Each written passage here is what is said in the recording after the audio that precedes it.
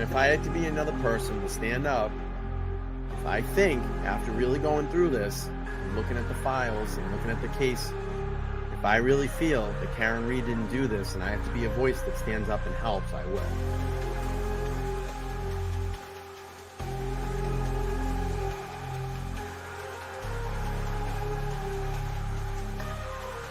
We are expected to learn more about the allegations against the girlfriend of a Boston police officer who was found unresponsive in the snow Saturday morning. I-Team sources say Karen Reed was in a relationship with John O'Keefe. She's facing charges including motor vehicle homicide and manslaughter. We're the only ones fighting for the truth of what happened to John O'Keefe. And me and my family and my attorneys and my team have marshaled every resource to get to the truth. It just feels like no one else wants it. Now, just be clear, you didn't do it. We know who did it, Steve. We know. And we know who spearheaded this cover-up. You all know. And no, she didn't do it. No, she didn't do it. This is an innocent woman. She didn't do it. I tried to save his life. Yeah. I tried to save his life at 6 in the morning. I was covered in his blood. I was the only one trying to save his life. Why'd you admit to it? She didn't admit to it. She didn't admit to anything close to that. Nothing close to that. And you should know that. That was like 3 or 4 times she admitted to it. No, she didn't. That's not true. She asked a question.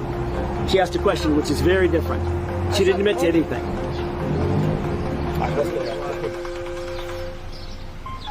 I'm going to tell you one thing. Karen Reed's not going to fold. Karen Reed's not going to give up. Defense team's not going to quit. The Free Karen Reed movement is going to continue. We will continue to raise funds for her. We will continue to do standouts across Massachusetts, across the nation, across the world to let everybody know what's going on here in the state of Massachusetts, the corruption. And we will continue to get the word out there. Believe me. Believe me. All right. Welcome in, everybody. Welcome back to Let's Talk Live here on the LTL Media Channel. It is Sunday, and that is the Super Sunday show here. And we're going to have a really great time. We're going to have a really, really great time. I actually had a great time today. I went down to Dedham. I met with a lot of the Free Karen Reed supporters that have been there from the beginning, and it was so nice to get out there and have, you know, a little bit of closure to that and celebrate. It was just a great feeling because, you know, I stood out with them very, very early on in this when those standouts started happening in Dedham.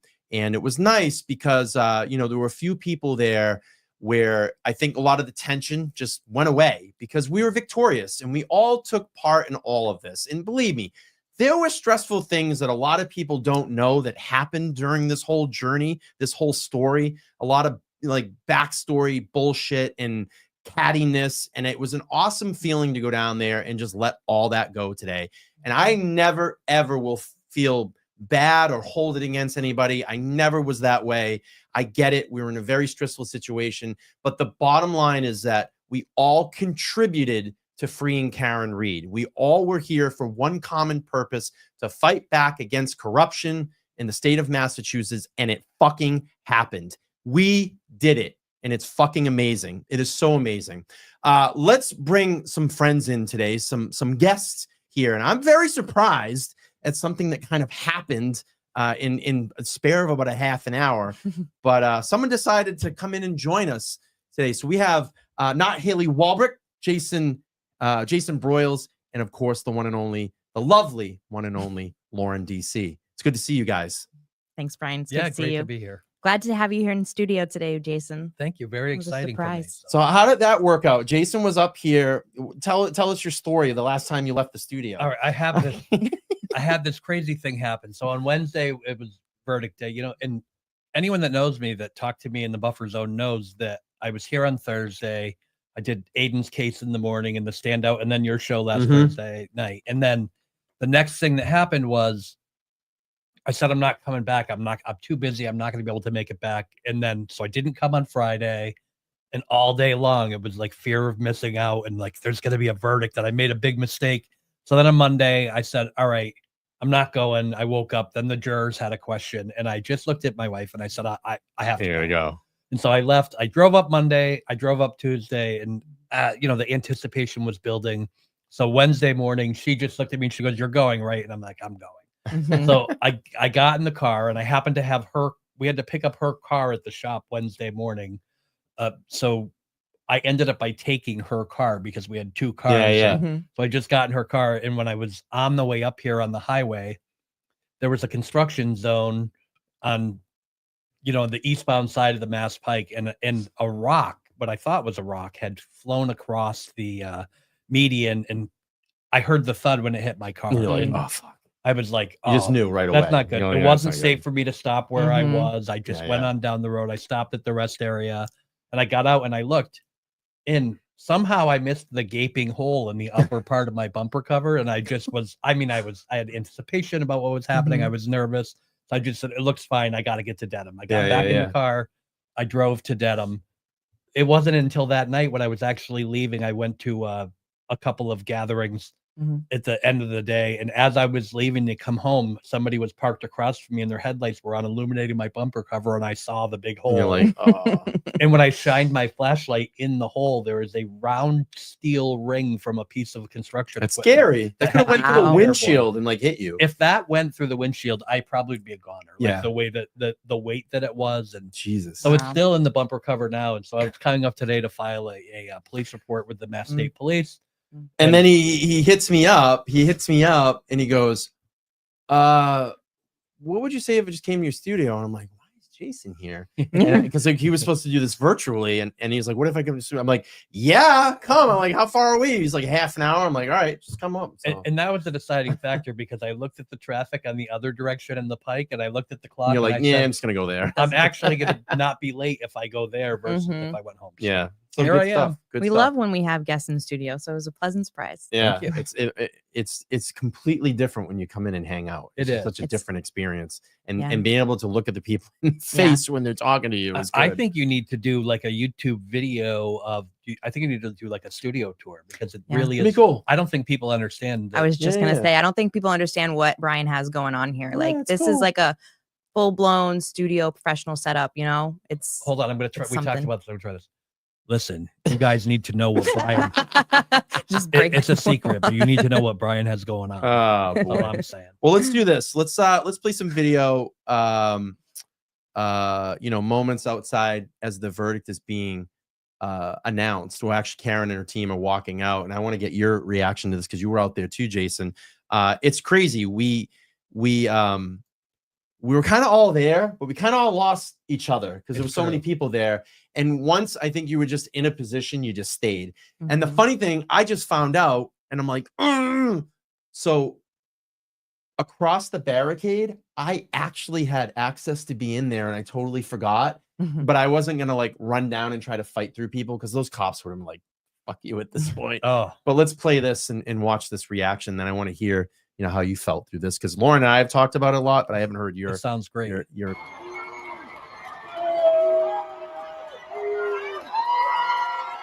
John the Pepper accident. yeah.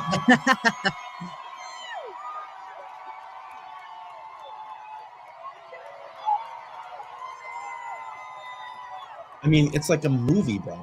It's like a a freaking movie. It really is. Look at this. Complete with the helicopters overhead. That was nuts. There's 3 of them. Betty and- It's crazy.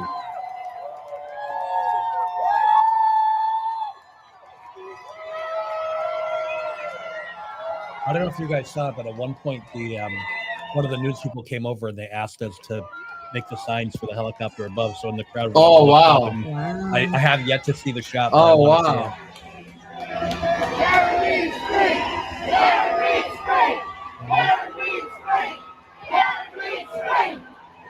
That is a proud moment for Mm. all of those people on those steps. It is amazing. I mean, can you imagine how that feels walking Yeah. out and you don't Yeah. know if You're you're gonna get vindicated, Yep. done, over, acquitted. And after the first trial, right? We already had the opportunity for this moment and it didn't happen. And there was no guarantee that it was going to happen this time. So Mhm. the elation, the electricity in the crowd it's palpable. When you're Yeah. there, it's hard to I've described it to people and I've started watching some of my footage and showing it to people, Mhm. Yeah. but it will never replicate Yeah. what it was Being like to there, stand in yeah. that crowd of 3,000 people. It's, and I mean, the faces and how tense people were, not like angry, not Yeah. like angry tense, just like tense, like, and everybody's going, can you hear anything? Like, what Right, did they say? there's no Wi-Fi. You Yeah, can't hear. and then you only a hear couple maybe people. like I started hearing like cheers way over there, and I went, what? And we're all going, what? And then the feed is starting to catch up, and then everybody just goes fucking bananas. Well, like, in not my guilty. footage, you hear someone. There's a specific. I don't know who it is, but there was one woman that like made like a guttural like crying sound, and I was standing next to Erica Walsh, and Erica Walsh turned around and she was like, "Shut up." She's and then it was like intense. silence because I don't think you want to be on the wrong side of Erica Walsh. She's intense. There was like a pin drop moment, and everyone was quiet, and then it just took like it was like 30 seconds later, and then the whole place electric. erupted. And then it's even better because the cool thing about is watching the in courtroom feed, there's a delay. So you kind of get like the not guilty. I think 2 of them come out, and all of a sudden you just hear it was the crowd of crazy. it was insane. So being in the crowd, and I have footage from the crowd. My favorite video is the one from the courtroom where you can hear it because you're like, wow, it's so awesome. Like it makes the hair on your neck stand up. Right. And everyone now in the courtroom has said, like David Unetti talked about, you have all these people that talk about that moment when they hear the crowd in the background. Like it's great. Well, the other night you and I got to see a video from the perspective of coming down the stairs. Yeah. And it was like, it was incredible. It was just a sea of pink shirts, and it was just so powerful. So, you see the crowd perspective all the time, but we saw a perspective coming down the stairs. It was amazing. Nathan's friend Adam took his phone out, and when they started to walk out of the courtroom, out of the tops, on the top stairs, and they walk down, he's documenting it. And it's crazy because there's so many people, like all the guards are in the doorway. So the camera's kind of making its way out. Right. But the minute it peeks out, it's just a sea of people, and you hear everybody crazy. Go. It's only like a 20-second video, but it's fucking intense. All right, let's play a little bit more of this here. You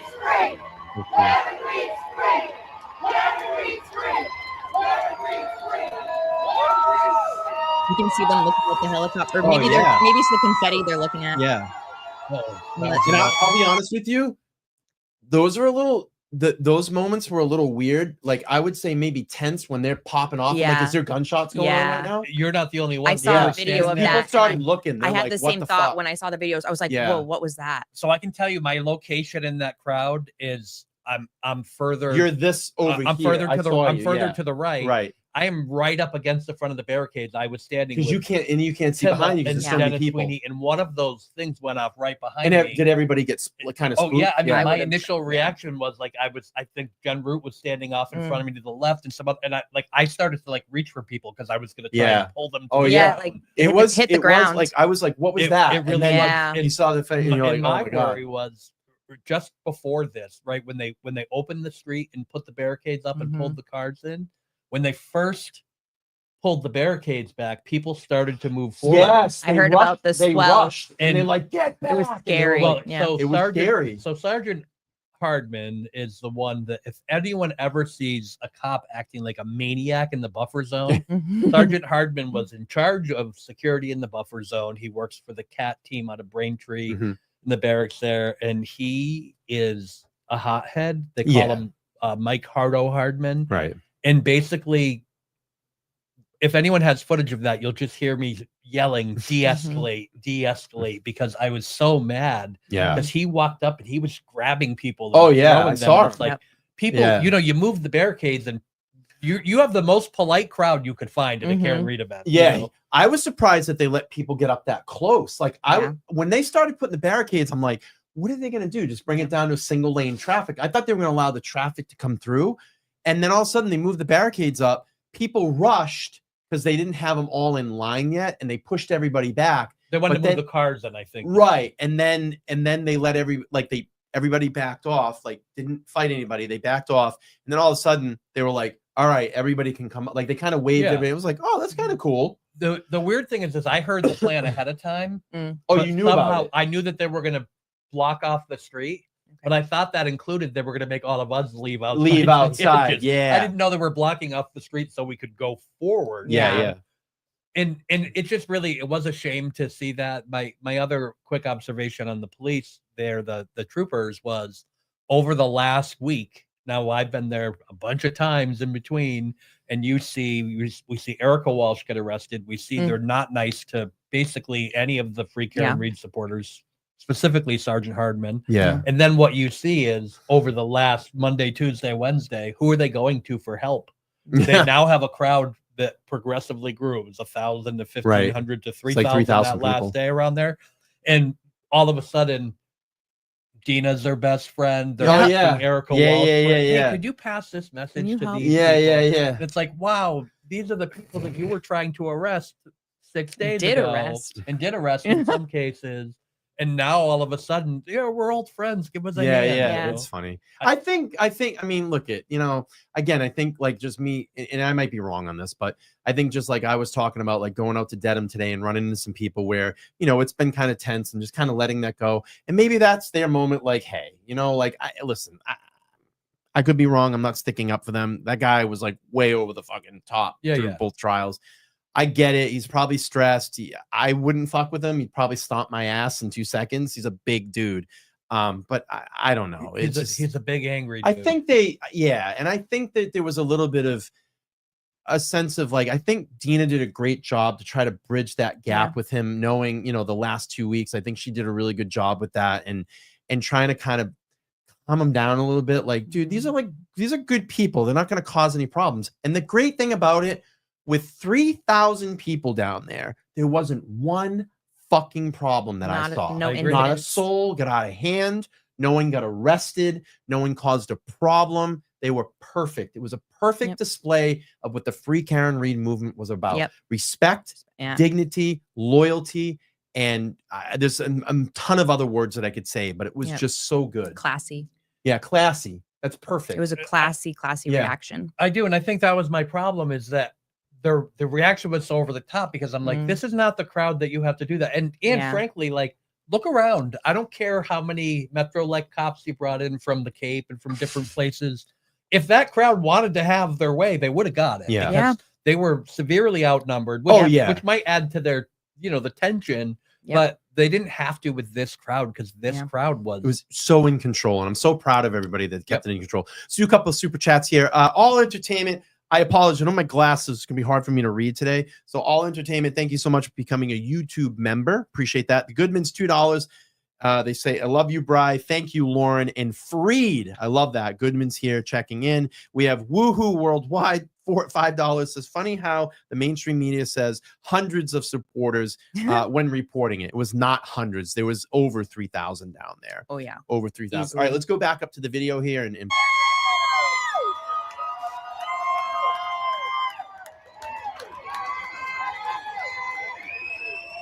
what a moment. Yeah.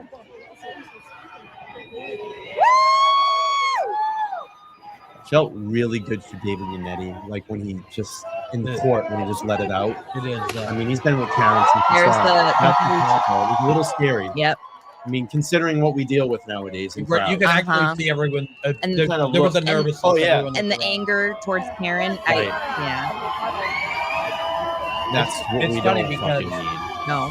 I don't even know if he knows this. I know Meredith knows, but over Monday, Tuesday, and Wednesday when I was there, I have this thing that I do now, and it's almost subconscious. Like, when Aiden walks through the crowd, obviously everybody wants to see him. Right. They want to stop.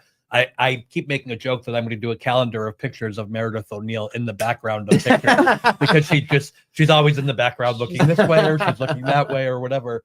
But I have this thing that I found myself doing subconsciously, which is following him kind of through the crowd at a distance. Yeah. But just keeping my eye on wherever he is. Because frankly, I just am always so worried for him. Yeah. That you never know.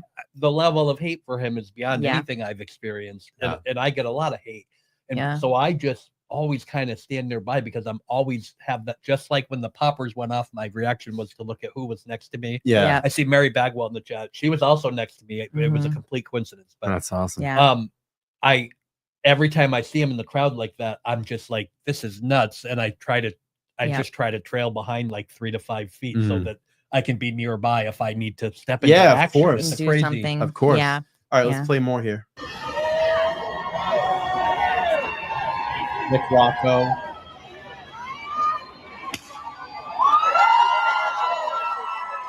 I mean, that one got people looking too. There was less tense each one that went off. Yeah. Because they I think knew people it. started to realize. You're talking about Nick Rocco. At one point, I looked across the street and they were off to the side after, and I yelled Nick Rocco, and he looked at me, and I just smiled, and I said, "We did it." Yeah. Yeah.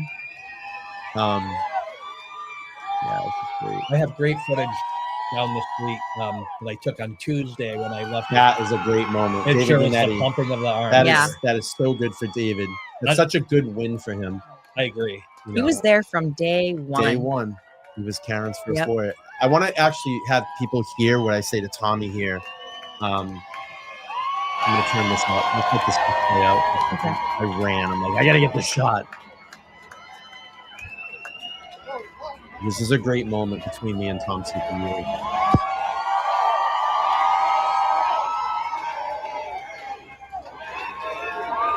One of my favorite chants is Karen Reed and Cleveland. Yeah. It's the other.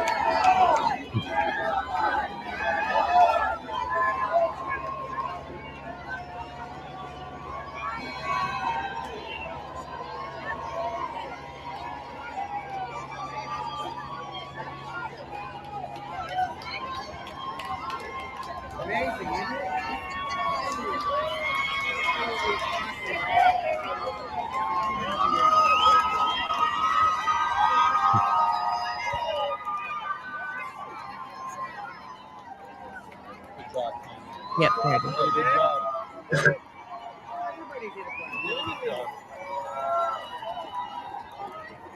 2 years we sit out here in the cold, in the rain, and waiting. All the bullshit that goes along with it, the long rides. Amazing. 2 years.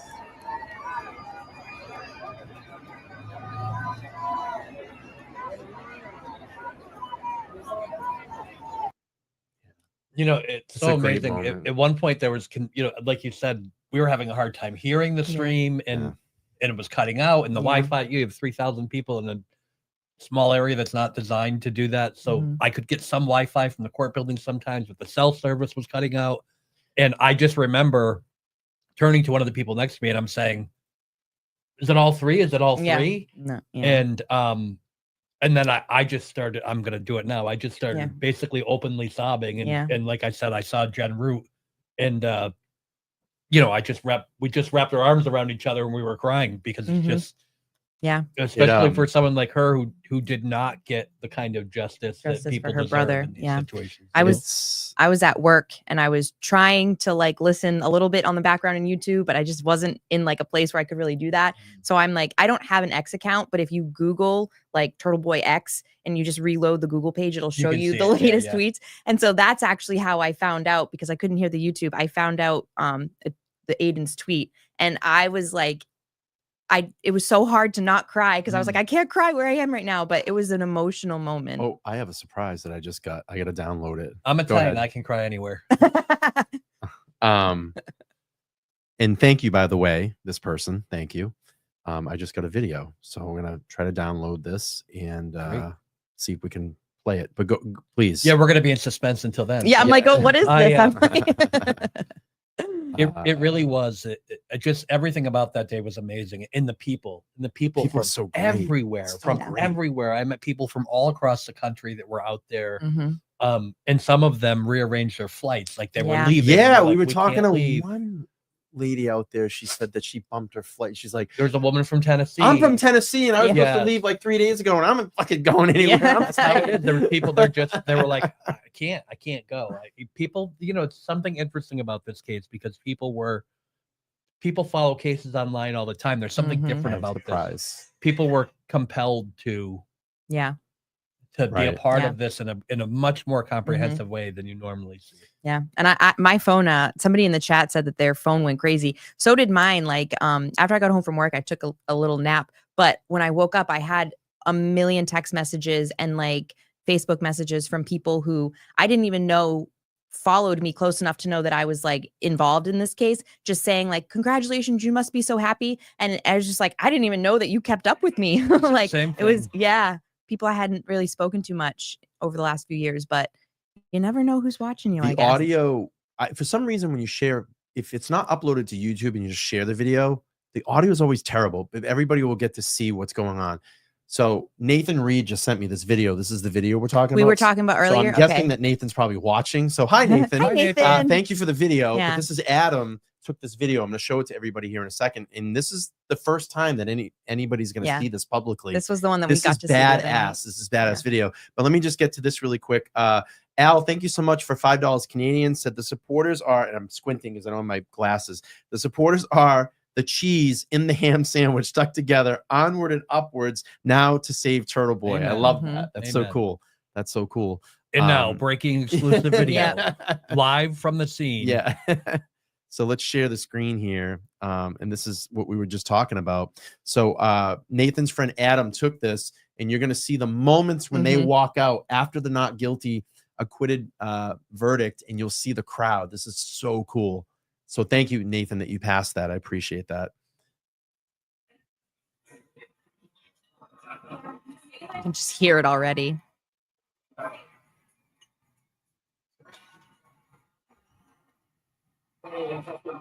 Holy fucking shit. Well, they were used to that crowd Look being at quiet. this. Look at this. I have goosebumps. It's fucking insane. It's crazy. Bob Alessi right there in the shot. Look Yeah. at this. Look at this. And they tried to Oh, say it's it was so good. I only. wish it was longer. They tried to say it was only 300 Right. people. You know, I knew Yeah, so I had my GoPro, and I knew like I stuck it up as high as I could get it. And not only did I pan, but what surprised me was when they opened the barricades, everybody packed in. Yeah. But most of the time you're there, people don't understand. This kind of sprawls out over several blocks. Oh yeah. I People mean, go find there was people all past the district court. No, but I'm saying like normally. Oh, yeah. Even like people go, they have their little camps. Like you find shade and you set up camp chairs Yeah, and you have get all of these comfy. things. You never see how many people it is until this happened and everyone moves in toward the center. Right. Yeah. Because when I turned my camera down High Street toward the district court, I never expected the sea of people how far it continued. It was crazy. It was nuts. intense. Once everyone moved into that position, it was just like, wow, this is something special. I wish it was longer. It's only like 27 seconds, but it's so worth it. It's It's so powerful. cool. So you know, Lauren and I went down and we'll kind of backtrack. Well, we'll speed up a little bit, and then we're gonna get to Juror 11 gave about a half an hour interview with Sue O'Connell. I want to play through that. Of course, we're going to play through the McAlberts and get their take. And I urge everybody, go watch the Microdots response to that video. It's amazing. And then we'll play the interview that Nathan and his dad did with one of the local affiliates around here. But if you haven't, you must watch the 2-hour video that I had the privilege of having Mr. Nathan Reed sit right in that seat next to me. Jess Machado joined me. We had a crew up here. It was so fun and relaxed. And you got to go. If you haven't watched that stream, you need to go watch it. It was a 2-hour exclusive, first sit-down exclusive interview that Nathan Reed did. And it happened here in the studio. And I'm just in awe. And he like signed the board. And it's cool because now I have Karen's signature in here, Nathan's signature in here. And you know, it's just it's really cool. It was just a really cool thing. But today we went down to Dedham. We hung out and wanted to be out there with you know, the standout, and it just felt so good. And Nathan and Kelly came up and you know, just thanked everybody. But so here we are, and Dennis Sweeney is speaking, and you know, he's giving a speech, and Dina had said some stuff, and I think there was a couple other people that talked. And I wasn't expecting to really say anything. And then Dennis Sweeney said, you know, I just want to like say this to everybody and just kind of put this past us that, you know, there's someone here today that, you know, I had some kind of back and forth with, and it, you know, it never really meant anything by it. We just want to kind of bury the hatchet. And then he's like, Brian LTL. And I was like, Okay, I guess I'm supposed to give a speech, Yeah. but I had the opportunity to say something today, and I'll play that for everybody if you weren't there. And I'm gonna get this all uploaded later on because I took some great video out there. I have interviews with Kelly. I talked to Peter Murphy, a bunch of Free Karen Reed supporters. We have Dina on there, so I just gotta have to edit the video and get it up. Sophie today, which was cool. did. Sophie, Sophie, We love our moderator. Sophie here. Yeah, and Sophie was down there. So we got some selfies with her. Oh, take some selfies and pictures. This is funny. We just had a miscommunication because I thought you were talking about Peter Murphy's dog. No, no, I do know. Yes, No, this is she's Sophie, the I'm on it. best. Sophie She's is a in the mod. She's chat. a subscriber. Yeah, Sophie, that was so Sophie the special. moderator, and Sophie the dog. Yes. Are both the best. Yeah. So I'll play this Yeah. just so everybody can kind of get a gist of what. There's other videos that show more of the beginning of this. Once they pulled you in, I was like, I whipped my phone out so Yeah. fast. So I missed the beginning of it, but because I was just taking video, and then Dennis was like, Brian LTL, and I'm like, okay, I'll here we go. give a speech, but I'll play this for everybody. And I mean, Did too, and it goes to show as adults was we can powerful. just speak like adults and work and fix things out despite our differences. And Shut up, Rita. we're in this all together. Made me emotional. I'm like,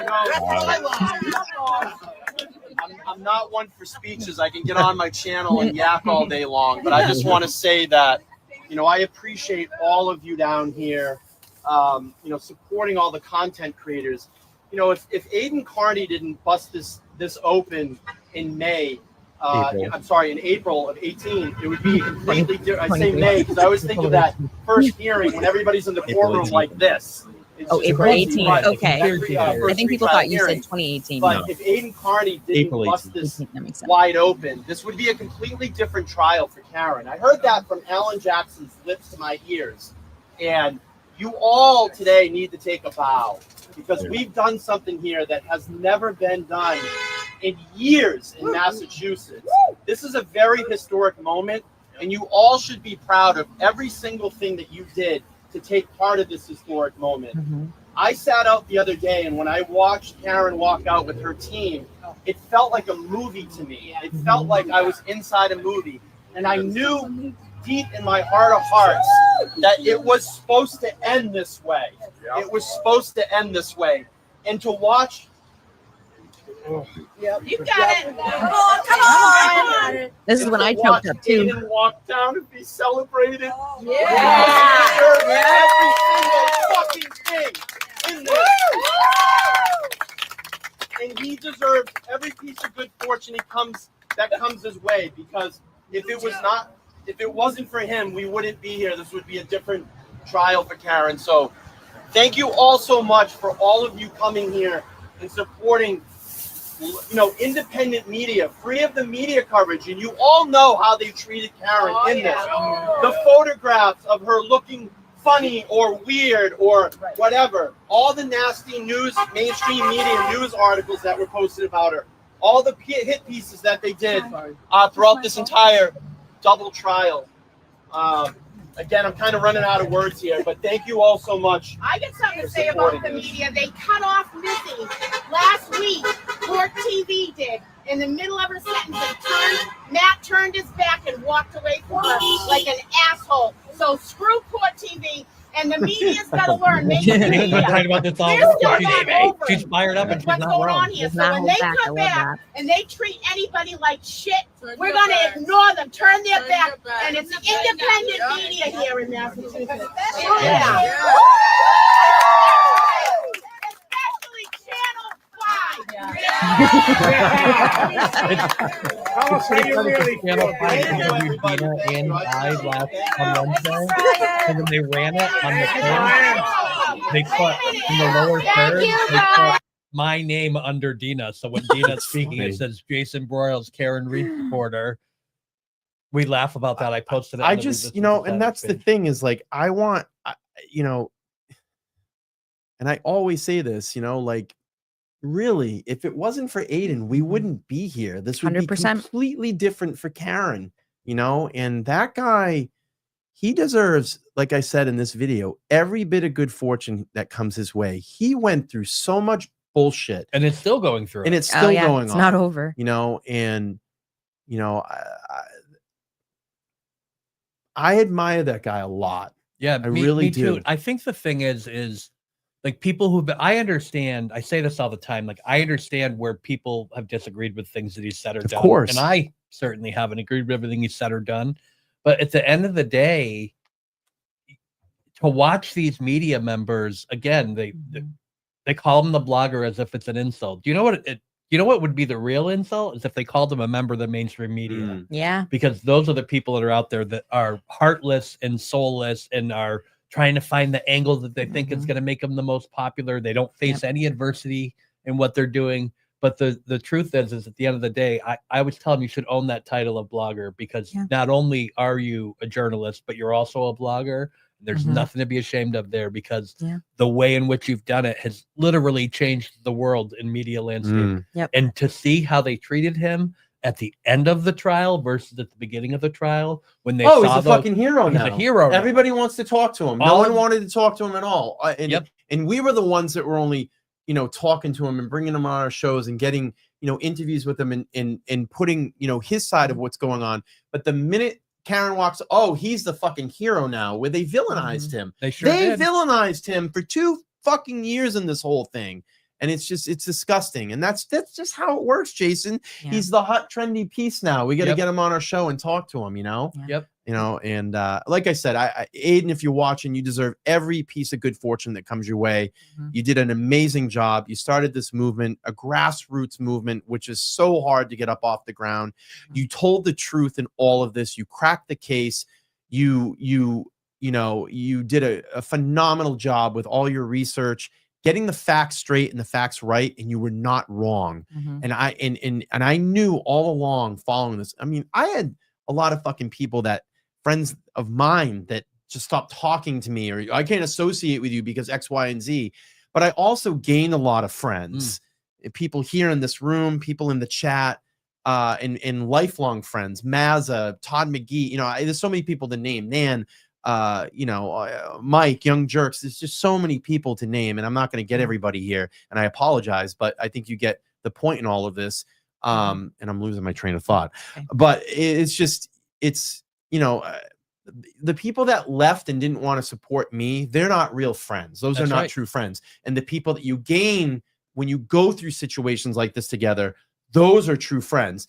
And the reason I wanted to play that clip, and it wasn't like a self-deprecating thing, but I wanted to show the maturity of people.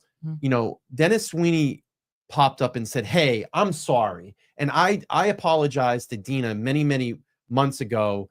And it still was very kind of rocky along the way. But I gave her a lot of credit in the sense of when I went back down this time to be there for the end of trial, she came right up to me and was accepting and said, "Hey, I'm sorry." And she knew we were all there for that common purpose. And that's what we wanted to do in all of this.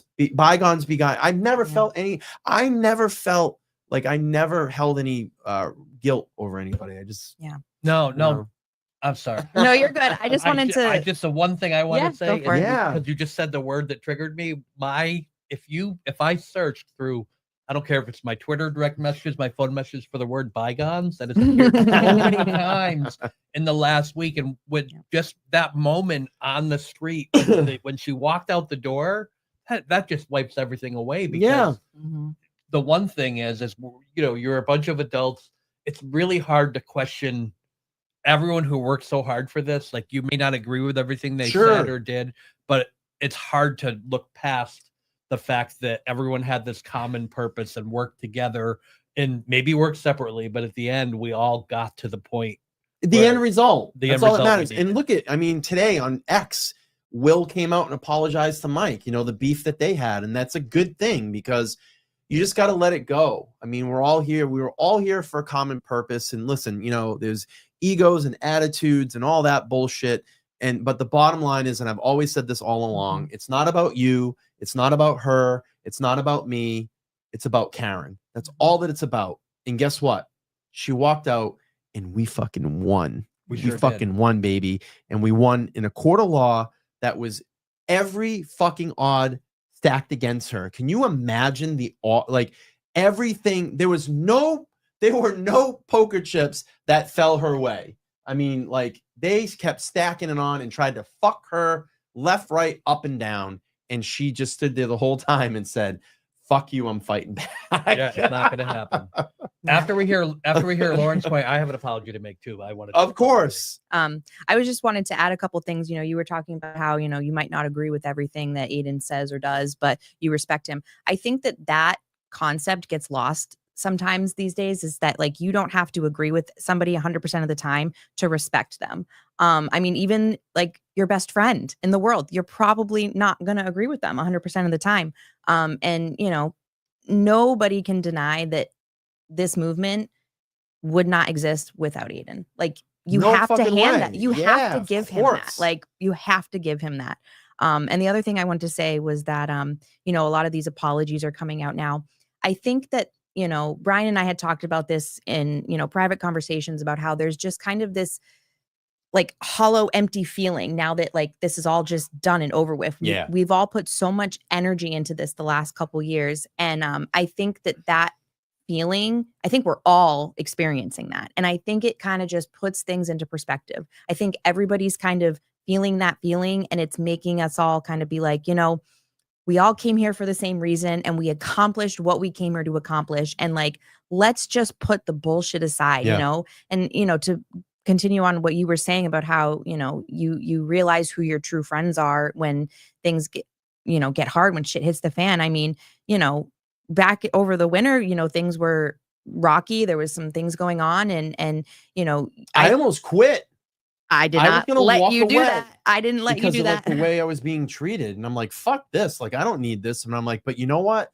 This is for Karen. Like, I need to keep fighting. I need to keep fighting for Karen. Like, this platform needs to continue. So I'm sorry to cut you off. Oh, no, you're fine. Yeah. I'm almost done with my thoughts, but I think that really opened people's eyes to like, you know, who has your back. I mean, you know, I stood by you through all that and, you know, as a friend. And I think that the people who fall off because they don't agree with you, like, you know, you've talked about losing friends to this. I've lost a lot of they friends. were never meant to be in your life. Yeah. And then the people that this brought you closer to or you were introduced to, they were meant to be in your life. I think that everybody here is star-crossed. Star-crossed. We were all meant to be here in this moment, part of this movement. And it had to happen this way, like you said.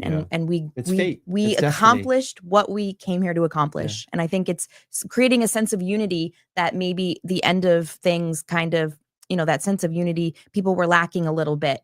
And the finale of all of this is really just putting everything into perspective and bringing people back together. And I think that that's great. I think that's great. It's fate. It's destiny. You know, and it's supposed to be written. I think to expand on that too, like this wasn't so. What you see is you see a lot of people, especially people who do what we do, right? Like we're trying to comment on things publicly, and we have conversations off camera about like, oh, well, how's your engagement this week? What's happening, and where are you at, and how many followers do you have on this, or you know, it was the thing that I love about this is it was for the right people. It was never about that. When I was there on Thursday and I said, I won't be back, I meant it. I was too busy. I couldn't go. But I was compelled to come back. And it wasn't because I said, oh, well, I could get 10 more tweet views or I could get, it was because I felt like I had to be here there. So when you talk about the destiny in this, it really is meaningful. Can I throw out my apology really fast? Of course. Oh, yeah, please. So while it wasn't planned, because as you know, I wasn't planned to be in studio, I apologize for wearing the black shirt. So Mazza said you black shirt crew today. It worked out. I apologize. But we all look good. I did not mean to come in here and upend the. I think it worked out well that way. We're all matching. I think it's funny. Yeah, the black shirt crew. This is our uniform here at there you go.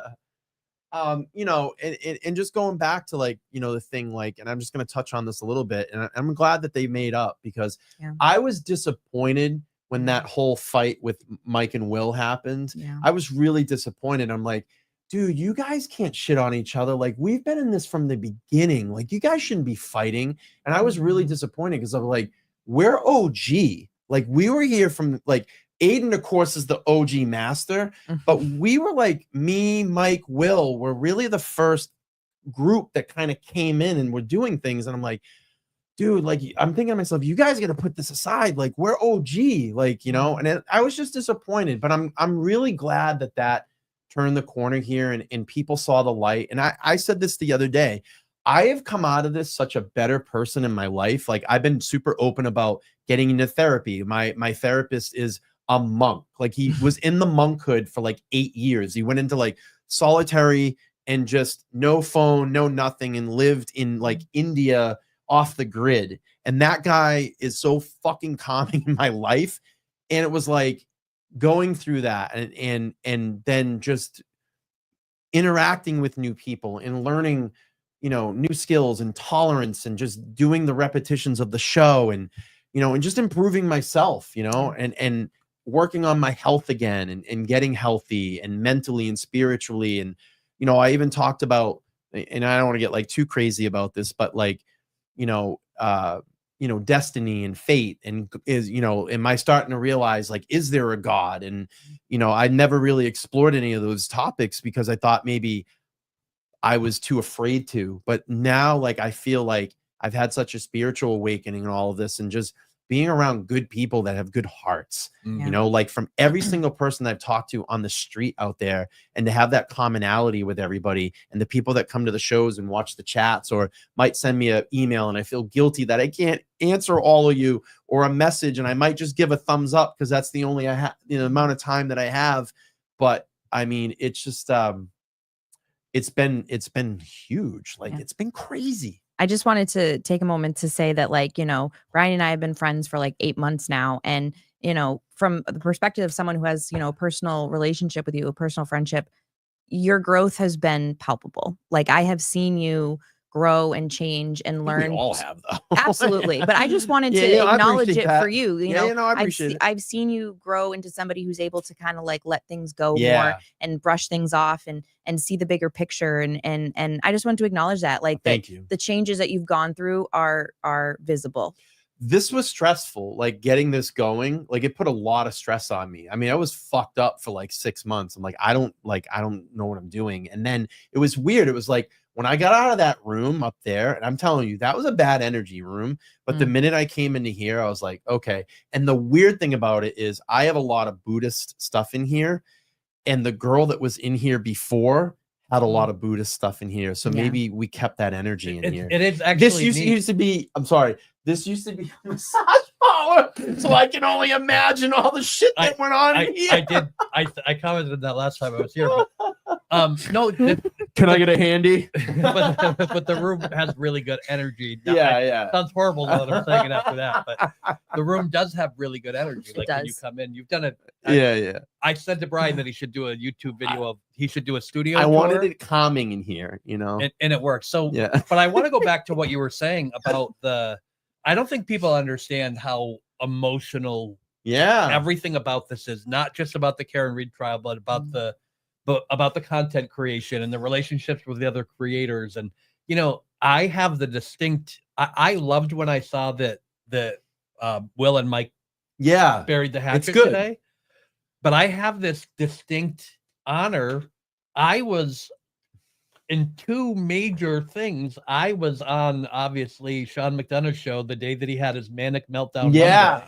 And that guy, I'll never apologize. No, I agree. So So I don't know if anyone knows this, but he had a local guy doing some streaming for him, and he's a very nice guy. So it was on, I think it was on Tuesday. I don't think it was on Wednesday. He was down there, and Karen was arriving or leaving with her team, and people were packed in that corner.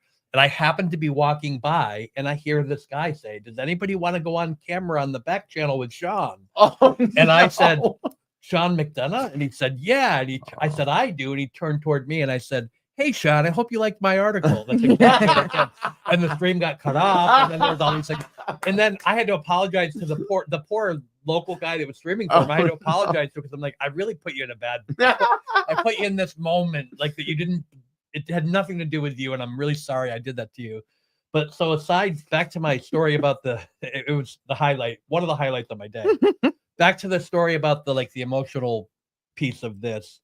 So I was in his green room when all of this was happening, and he was going after all of my friends. Yeah. And I had to go on, and people were texting me, bail, get out of there. And I had to go on and be like, listen, I disagree with everything you said, but here I came to talk about this. Yeah. But everything that you just said about, I don't agree with you 100%. But you know what? I'm an adult, and we have this common thing that we can talk about. And then obviously it devolved from there. And then the day that there was this back and forth with Mike and Will, I inadvertently, there was Mike was Miss Shorty or something was going to have Grant on her show. That's I remember. Right. Okay, And now so I remember. had this thing where I was also concerned about that because I have some major problems, especially when it comes in the context of like the more Stringer case. I have some major problems with some things Grant has done. Yeah. And so I didn't feel great about it, but I ended up by having a conversation, and I was offered the opportunity. If you have any questions, write them down and I'll ask those questions. Sure. And that was just being offered. That was enough for me. So I didn't need to pursue that. Right. But Mike, I don't think I'm breaking news. I had some candid conversations with him, and I said, he's saying to me, like, do you think I'm looking at this the wrong way? And I said, actually, I do. And here's why. And I was kind of relaying the story to him. Yeah. Well, I didn't know. So I went on his stream. We had that same conversation. I got off of his stream. I was at a Christmas party. Like I was literally, luckily I work for an audiovisual company. So we're able to string together a webcam and a microphone and but I was at the shop party. And so I leave there. I don't know what's happening. I get a message from my friend Aussie Insider, who I see in the chat. Right. She says, oh, we're going live to talk about this. Do you want to come on or whatever? Yeah. We're talking I remember about, all She this. said, we're talking about the Glarers' latest video. Right. I had not seen the Glarers' latest video because it was occurring while I was at the party. I didn't know there was beef between them. Right. I didn't know the video was the Glarer coming out and calling out Mike. And Yeah. so I get home. I say to my wife, I got to run downstairs and hop on this live stream. And I get on the live stream. They had paused the video. I still didn't know what it was about. And then the Glarer comes on the screen. And then it became like, oh no. I was on I was on live streams with both of them that day. Inadvertently, and so I keep ending up in these inadvertent situations. But the moral of the story is that even after that, when that situation devolved for me, and I had some arguments with people on our side and things, it's demoralizing. There is this situation where I did the same thing in January, mid-January. I was just like, am I going to keep? Yeah. What am I doing? Like, am I doing this or am I not? Like, am I going to be a content creator? Am I not? Am I going to?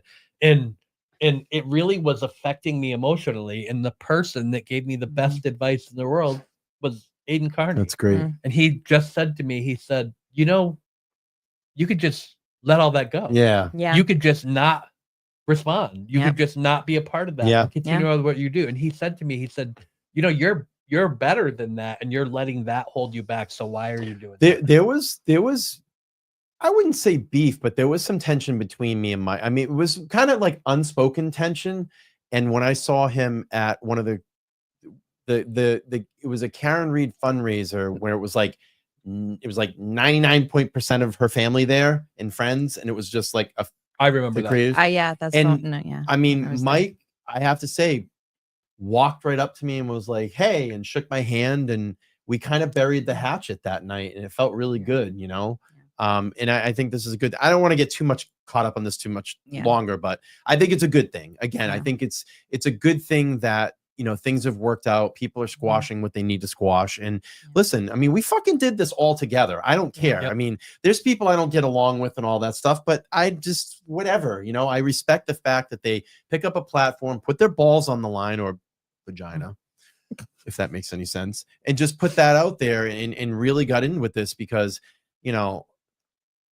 it takes a lot to do this. It takes a lot to step up and do something like this. And I commend everybody that had, that wanted to pick up a microphone and a camera and do this. And, it worked out. It helped. A lot of people did amazing fundraising through all of this, and I commend all those people that did that. So before we start, I just want to make one last comment. Of course. Speaking of growth, I think that we all can also acknowledge that Aiden has grown a lot through this. 100,000%. I think back in November when there was some tension going on and stuff, I remember watching one of his lives and he was like trying to be like a mediator and calm everyone down and validating people's feelings. And I was like, wow, like this is some really awesome growth. Yep. And even just to see him on the interviews that he's given over the last couple of days, he just looks so calm now. Like, because I mean, you got to think it.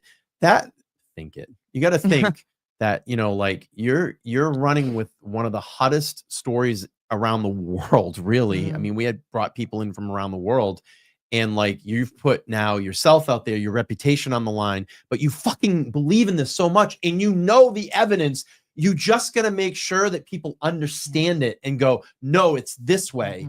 And I think, you know, and I think those lawyers did such an amazing job of showing it this way. You know, I talked about to Nathan with that when he was in here off camera the other night about it just took trial 2 to show the jury that no, this is like they cleaned it up and it was better. And they got it. You know, I'm so glad that they got it. And we're going to go to Juror 11's interview here in a second. But to watch him mature and go through kind of a metamorphosis as well, too. You're always going to get Turtle Boy. Yeah, but that's Aiden Carney, as a person, in my opinion, has completely metamorphosized and changed. And I think that's great. You know, I think it's really good for him and healthy. Metamorphosis is a great word for what a lot of us have experienced through this, for sure. I agree. It's a great word. Let me pull up some chats here. Al, thank you so much for the 5. Says mass whole harassment of jurors and wishing Karen to be to go to Iran with her SUV is disgusting. Absolutely. And the lawyers degrading jurors need to set up charges. It possibly could be. Bella, thank you so much for the $20. She said, I was in Ethiopia when I heard about the case 4 years ago. Wow. I was so consumed by this case. I cried my eyes out. This could have been any of us. My mom watched the whole trial from Ethiopia on Court TV. Wow. Crystal, thank you so much for the $20 super sticker. Appreciate that. Peggy, thank you for the $10 super sticker. Appreciate that. On top, you've had an amazing week, and guests appreciate all that you've done through this trial. Thank you so much. And I could not have done it without amazing people like this on this panel today and all the amazing people that are watching in the chat. All right, let's pull up Juror 11. She had an interview with Sue O'Connell the other day. Of course, Aiden Carney is going to interview her and probably ask some other questions that the mainstream media would not ask. But let's play through this, and I'll be honest with you, haven't watched it yet. Me either. So I'm gonna get. I was waiting for that. Same. I haven't watched it. We're gonna get some natural reactions. As you're pressing play, I actually did have a nice interaction with her yesterday. Really? I did reach out to her based on some of the harassment that she's been receiving, and tell us about it. Sure, yeah. I'm not sure I want to, but what I will say is that to watch, you know, we expect things from Kate Peter. We expect things from people like that. We know they're awful people. They demonstrate it over and over again. The Julie Carpenters of the world. Right. She's not on X, so she doesn't really probably know.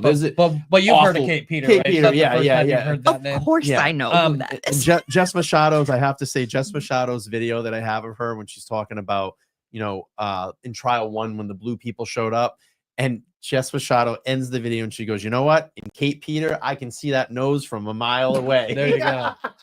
Well, I mean, and like who they viciously attacked Jess too, obviously. Right. And that voice I could recognize anywhere. Yeah. but at the end of the day, you know, I expect that from them. But some of these other people, the gross, the lawyers that are commenting on her on Twitter, you know, Wendy Murphy, and it's disgusting. So I wanted to make sure that I reached out to offer. Well, they lost. Support. That's the problem. They lost because the truth came out. And what this says now is that the jury said that, 1, Karen didn't do this. Oh, and by the way, some people in 34 Fairview did. Right. Well, and you have this juror who's one of 12 jurors. And for them, you know, she was free Karen Reed. No, it's the most natural thing ever. She was a juror in a very high profile case. She wasn't allowed to use social media. The day that she got out, she said, let me go look it up. What's all this about? They knew, although it wasn't directly addressed, they knew on the periphery that there was pink people, and they knew that there was, high profile case, right? Retrial. So she looked it up. She finds a group of people that basically align with what her final theory of the case was, right? Like, it's natural. She's a juror who just acquitted Karen, so she clearly sees that side, and so she starts following people, and they immediately attack her. Like, of course. And so what I like though, is the contrast between she is an illegal alien who's an idiot who did all of these things. She's none of those things. Yeah, she's none of those. Yeah. She couldn't be on a jury if she wasn't. I know, it's ridiculous. But Okay. she also simultaneously is the most influential Brazilian in America who was able to go in and convince the 11 other jurors to vote exactly the same way as her. What I will tell you is she's a very nice lady. Mhm. She's a mom. Oh, that's awesome.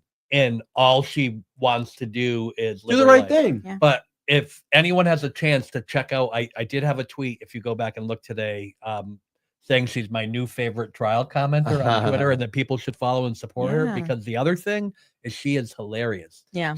The way that she responds to the trolls, like her answers, I have to go check it out. She is so funny. And She's a nice tonight lady. she's going to be on with Aiden, Can't which wait is to watch. great. She's So, clearly very intelligent too. She was an attorney in Brazil. You know. And that's kind of what inspired, like she was hoping to be in a jury in this, because she wanted to see how a trial unfolded here in our state, in the States. Yeah. And I think that's pretty cool, because probably their system over there is probably a little bit different than what we do here. So yeah, let's play this up and we'll watch through some of it. For me, it was like a 1-2 day thing. It's going to be fun to do it.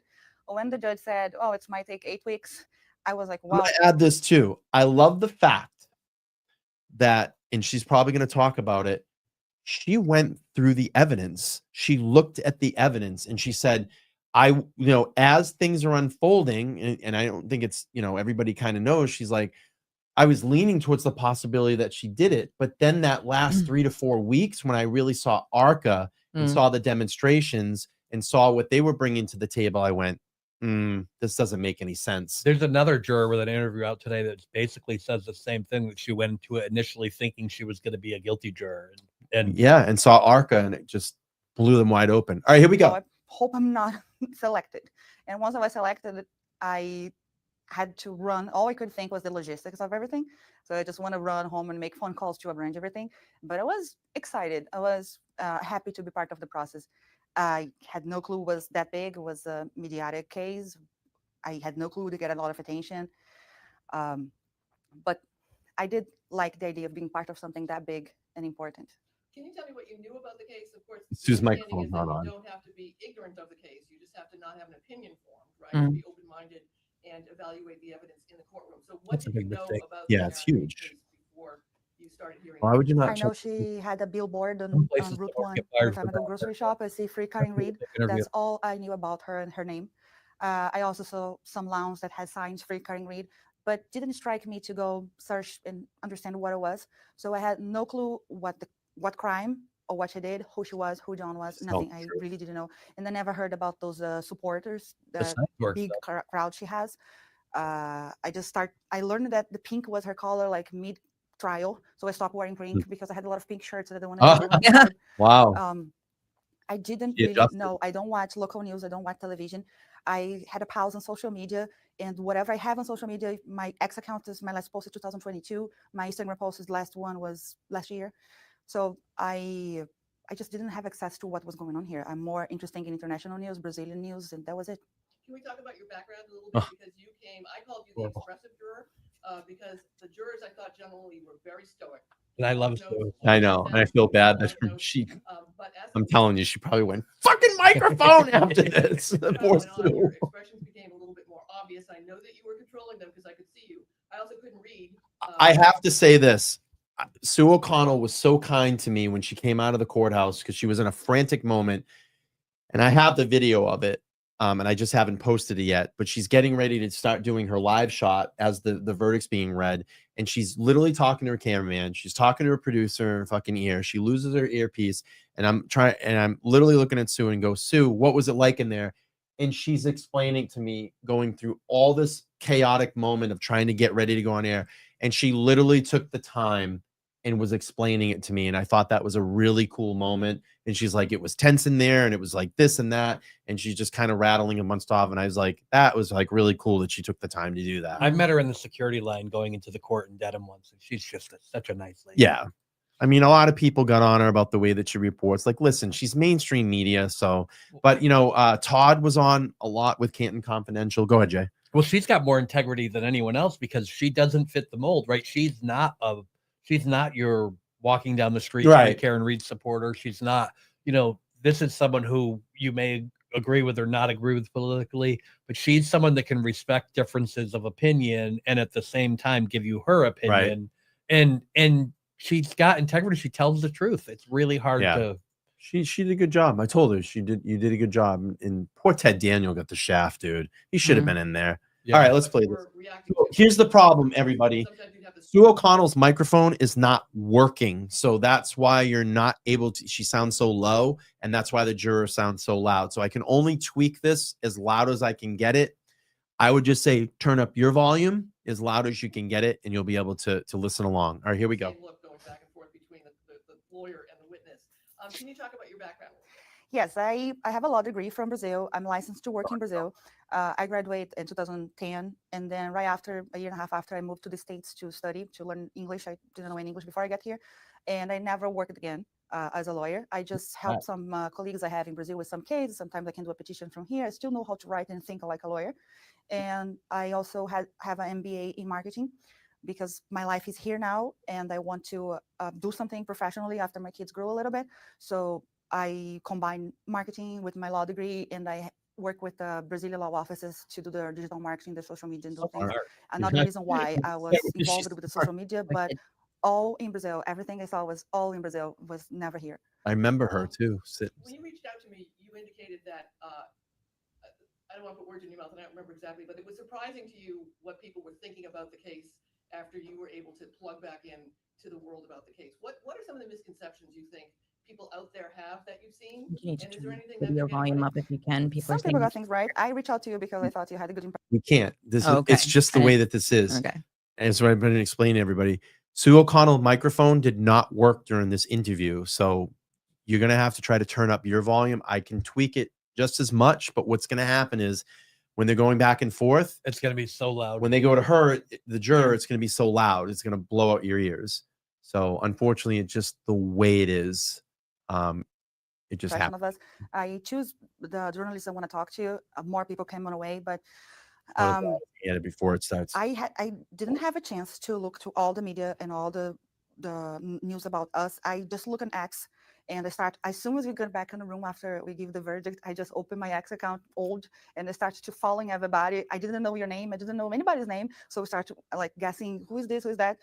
And there was some misconception, misunderstanding. The jury sent a note to the judge asking her to stop objecting Brennan. Or John O'Keefe's brother had to change seats because a jury complained. Or the jury, let me remember one more. The jury were uncomfortable with Paul O'Keefe. The jury sent a note to the judge. The last one, the jury already know everything. They just are hanging on a second-degree murder. That's never happened inside the deliberation. But some reporter said that. Like, how do you know? You don't know. Oh, the jury is my cousin. He said X, Y, and Z. No, your cousin wasn't there. So I've had a lot of this. And you felt like you wanted to just get the record straight, that your experience as the juror did not match what was happening on social media. No, we never sent a note to the judge before the deliberation. We never complain. We are a very happy group of people, fulfilling our duty, and that's it. So I know that I kept posting that it's very different watching the trial and then being in the courtroom. Very different experience. So people would react to the judge's heavy size or witnesses' heavy size, which I know you didn't hear because I didn't hear, and there's no amplification in the courtroom. But one thing people, and I think that I went ahead and projected onto you. You can hear them. Is that there was some growing frustration with the number of sidebars toward the end of the trial, because at one point I thought the judge said, "This will be quick," and you all laughed like, "Yeah, tell us about it." Were you just patient with it, knew that this is the cost of being on a trial, or did it start to wear you down a little bit? No, we didn't care about the sidebar at all. And we even said that to the judge when she came to talk to us after. The sidebar for us was a moment to stretch, to close our eyes, to clear your head. We didn't mind the sidebar. We laughed because it was probably not true that would be quickly. And all the time she apologized and everything, and we think it's funny to apologize. We know it's part of the process. We expect that to happen. I feel like sometimes judge or lawyers, they would talk to us like if we have no clue what the court process is, what the system is, what the legal system is. And we do, not just me, everybody does. We understand it's part of it. So we like the sidebars. And I can speak for all of us. We like it. Like it's more sidebars. Yeah, because we can stretch, we stop. We didn't like when she says, "Oh, we're gonna get there at 8:30 and then we're gonna get inside at 9:30." Didn't make sense. Or they get late, too long of a lunch break because they need to do the sidebars. So I guess the sidebars without us, we didn't like much because we want to get going. But the sidebars with us inside the court, we're okay with it. What about this is just a personal question for how people related.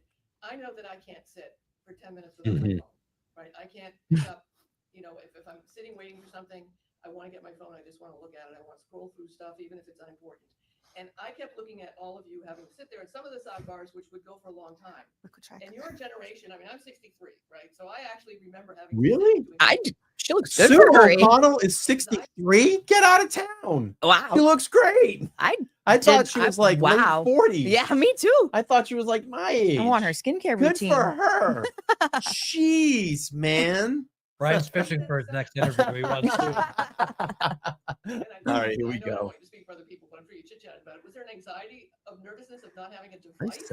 Or did you look at it as a Zen moment that maybe I'll reclaim my... I think the first few weeks for me at least was hard because especially because I want to check what was going on home with my kids. So it was hard to not have the phone, but we got used to after 2-3 weeks, I guess. I did at least. I was okay with it. Being sitting down, listening that much information, that was hard because most of us were out of college or haven't been in school for such a long time, and it felt like we were back in school and need to take notes and pay attention. So it took me a while to get used to again to have that much information and learn and understand everything. But other than that, we learned it. We got used.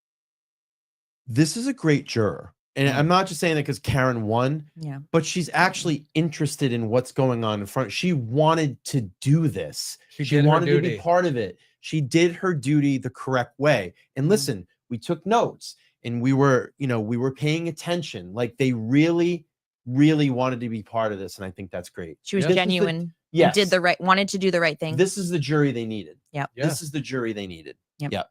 Because we heard in trial 1, it was just fighting inside that room. They were this time they all collectively got together, probably didn't share any of their opinions at that point, and just worked and listened and wrote notes and did their due diligence and their duty in this. And let's be clear, there are people online who are currently right now saying things directly to her, like that they hope her kids die. Oh, that's great. And that so that they can think it's funny because John O'Keefe died because trolls attacked her and she responded with humor. And you think it's funny that John O'Keefe died. That's their takeaway. And they want to tell her that they hope her kids die. Nice. This kind of harassment, it's well beyond acceptable commentary. And I'm someone that I say some pretty rough things from time to time on my Twitter account. Oh, really? And but death threats, which maybe is a surprise, but saying things like that it's just beyond the pale. And I do think that on some level that some of these people have crossed the line to which of course should and can be held accountable. And I fully intend to remove their anonymity so that they can have their words matching their name. There you go. Kelly Reed checking in, by the way, everybody. Hi, Kelly. How are you? Hi, Kelly. It was good to see you today. Yeah, it was really nice to see you. We'll get together. We're going to get together soon, and Kelly's going to come up to the studio, and we're going to do a sit down. So great. It's going to be really nice. All right, let's play through Juror 11. Let's do. All right, so I'll preface this with you were all very professional, very studious, took a lot of notes. What was the giggling about? You had 2 giggling episodes. And I know that you tried. I saw all 3 of you trying to bring it back together. And I have to admit, I had a giggling episode with a court officer during some testimony. So it happened.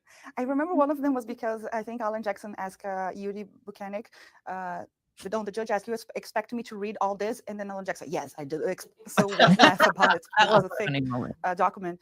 And I don't remember another one, but that one, the 3 of us left, and I think the judge called us to ask individual questions on the following day or 2 days after, and we thought it was because of that, because the 3 of us just started laughing. Me and juror 4, that's also speaking. Jason, yes. And the other lady between us. So it was because of that. Like sometimes, we try not. Some witnesses show or said something that was so absurd, or some interactions between lawyers and the witness was a bit rude. So we have to keep together, be quiet. Wow. It's something very entertaining. Tell me, I'm sure. It's a workplace basically too. So things happen that you end up having a private joke about something, and then it just gets out of hand sometimes. Talk to me about the reaction when the verdict was read and the crowd outside screamed and cheered. Because after the first verdict that was not guilty, it was hard to hear in there, and outside just erupted. Were you shocked about that?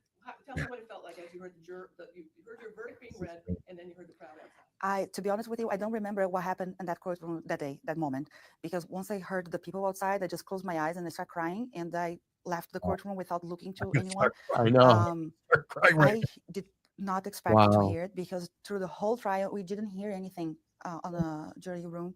We did not saw many people outside because we come from the back of the courthouse. So we would see someone walk with a pink shirt here and there, but that was it. Never hear chanting or comments or laughing or yelling or booing, nothing. Wow. And it's particular to me when I heard that people screaming out of happiness. At the same time, I was seeing John O'Keefe's family crying out of sadness, and that broke my heart. So that moment, I kind of understood how big this case was and how we're making someone happy, and we're making a lot of other people sad too. So I don't remember what happened in courtroom at that moment. I just closed my eyes and cried. Wow, that's powerful. That's very powerful. But there, the thing that I have to interject here is that they wanted to roll with those people in 34 Fairview. Yeah. This all could have been different. They wanted to roll with them. They should be sad that John didn't get the justice he Right. deserved. Right. And he Not, will. not Believe because me, he Karen will. was acquitted, but because he didn't. Yeah, they should. Yeah. But from her perspective, as you look at this, you can just see the humanity in that. Of course. She's kind of in between these two things. The people who should really, really be ashamed are clearly the Norfolk County District Attorney. Yeah. I mean, but special the O'Keefes prosecutor. wanted to roll with the McAlberts.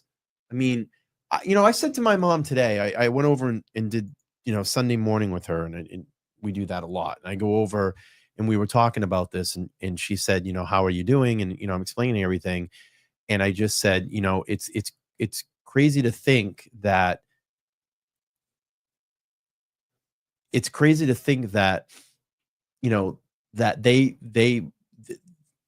O'Keefes rolled with the McAlberts. I mean, they rolled with him. And I said, John gets killed and they just bring him outside and dump him. And like I said to my mom, I said, Mom, if that ever happened to me, I know you would go up and knock on the door and be like, what the fuck happened to my son? Yep. Like I said, what if, like I was with Davey, and we go over to a party and Davey drops me off and leaves, and he knows that I walk up into the house, and then the next day I'm dead on the front lawn. I know the first thing that you would do as a mother, you would come over and knock on that door and go, what happened to my son? And none of that happened. It was, they go back to One Meadows and, it looks like he got hit by a car. But yet Paul O'Keefe gets asked, what did he look like? Well, he looked like he went 6 rounds with Tyson. Yep. And then all of a sudden it's, it looks like he got hit by a car. So it was already starting. It was out of protection. It was. And when you look at this, like, if they didn't know that day, when they started to see those text messages, and those things that come out where they don't even talk about poor John, like, I can't believe this happened to John, or I tell him the guy didn't go in the house. Yeah, that one. Tell him the guy didn't go in the house. Why would you need to remind someone to tell somebody something like that? Right. And then 16 hours in, we already know it's Karen Reed, Michael Proctor, and we're gonna pin it on the girl.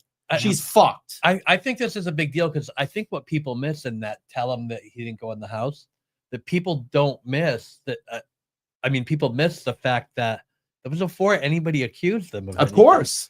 It was before anybody on this. That's there scary. Was no story about Karen Reed saw John go into the house. There was no one on this side that was saying it was a plant. Yep. None of this happened till a year after. So for them to say, tell him the guy didn't go in the house, for Ken Berkowitz, the chief of the Canton Police Department at the time, to reach out and ask a reporter to remove the address from his story and not mention that it was the house of a Boston cop or Brian Albert's house. Why does the police chief even have any contact with the news media about this other than here's our press release on this? And how about initial reports right away? There's video of the incident. Yeah. That was a big fucking lie too. How do you report something like that? How do you put that out there? And that's not even true. And then because you know why? The video got tampered with and didn't record anything that night. Give me a fucking right. And then you just remove it from your online reporting. Right. Like it never happened. Like it never happened. Never even happened. All right, let's go back to Juror 11. Great conversation, by the way, today. I want to thank Lauren DC for being live here in the studio. Jason Broyles, not Hailey Walbrecht on X. You can find him over here. It's nice to have them both live here in the studio today.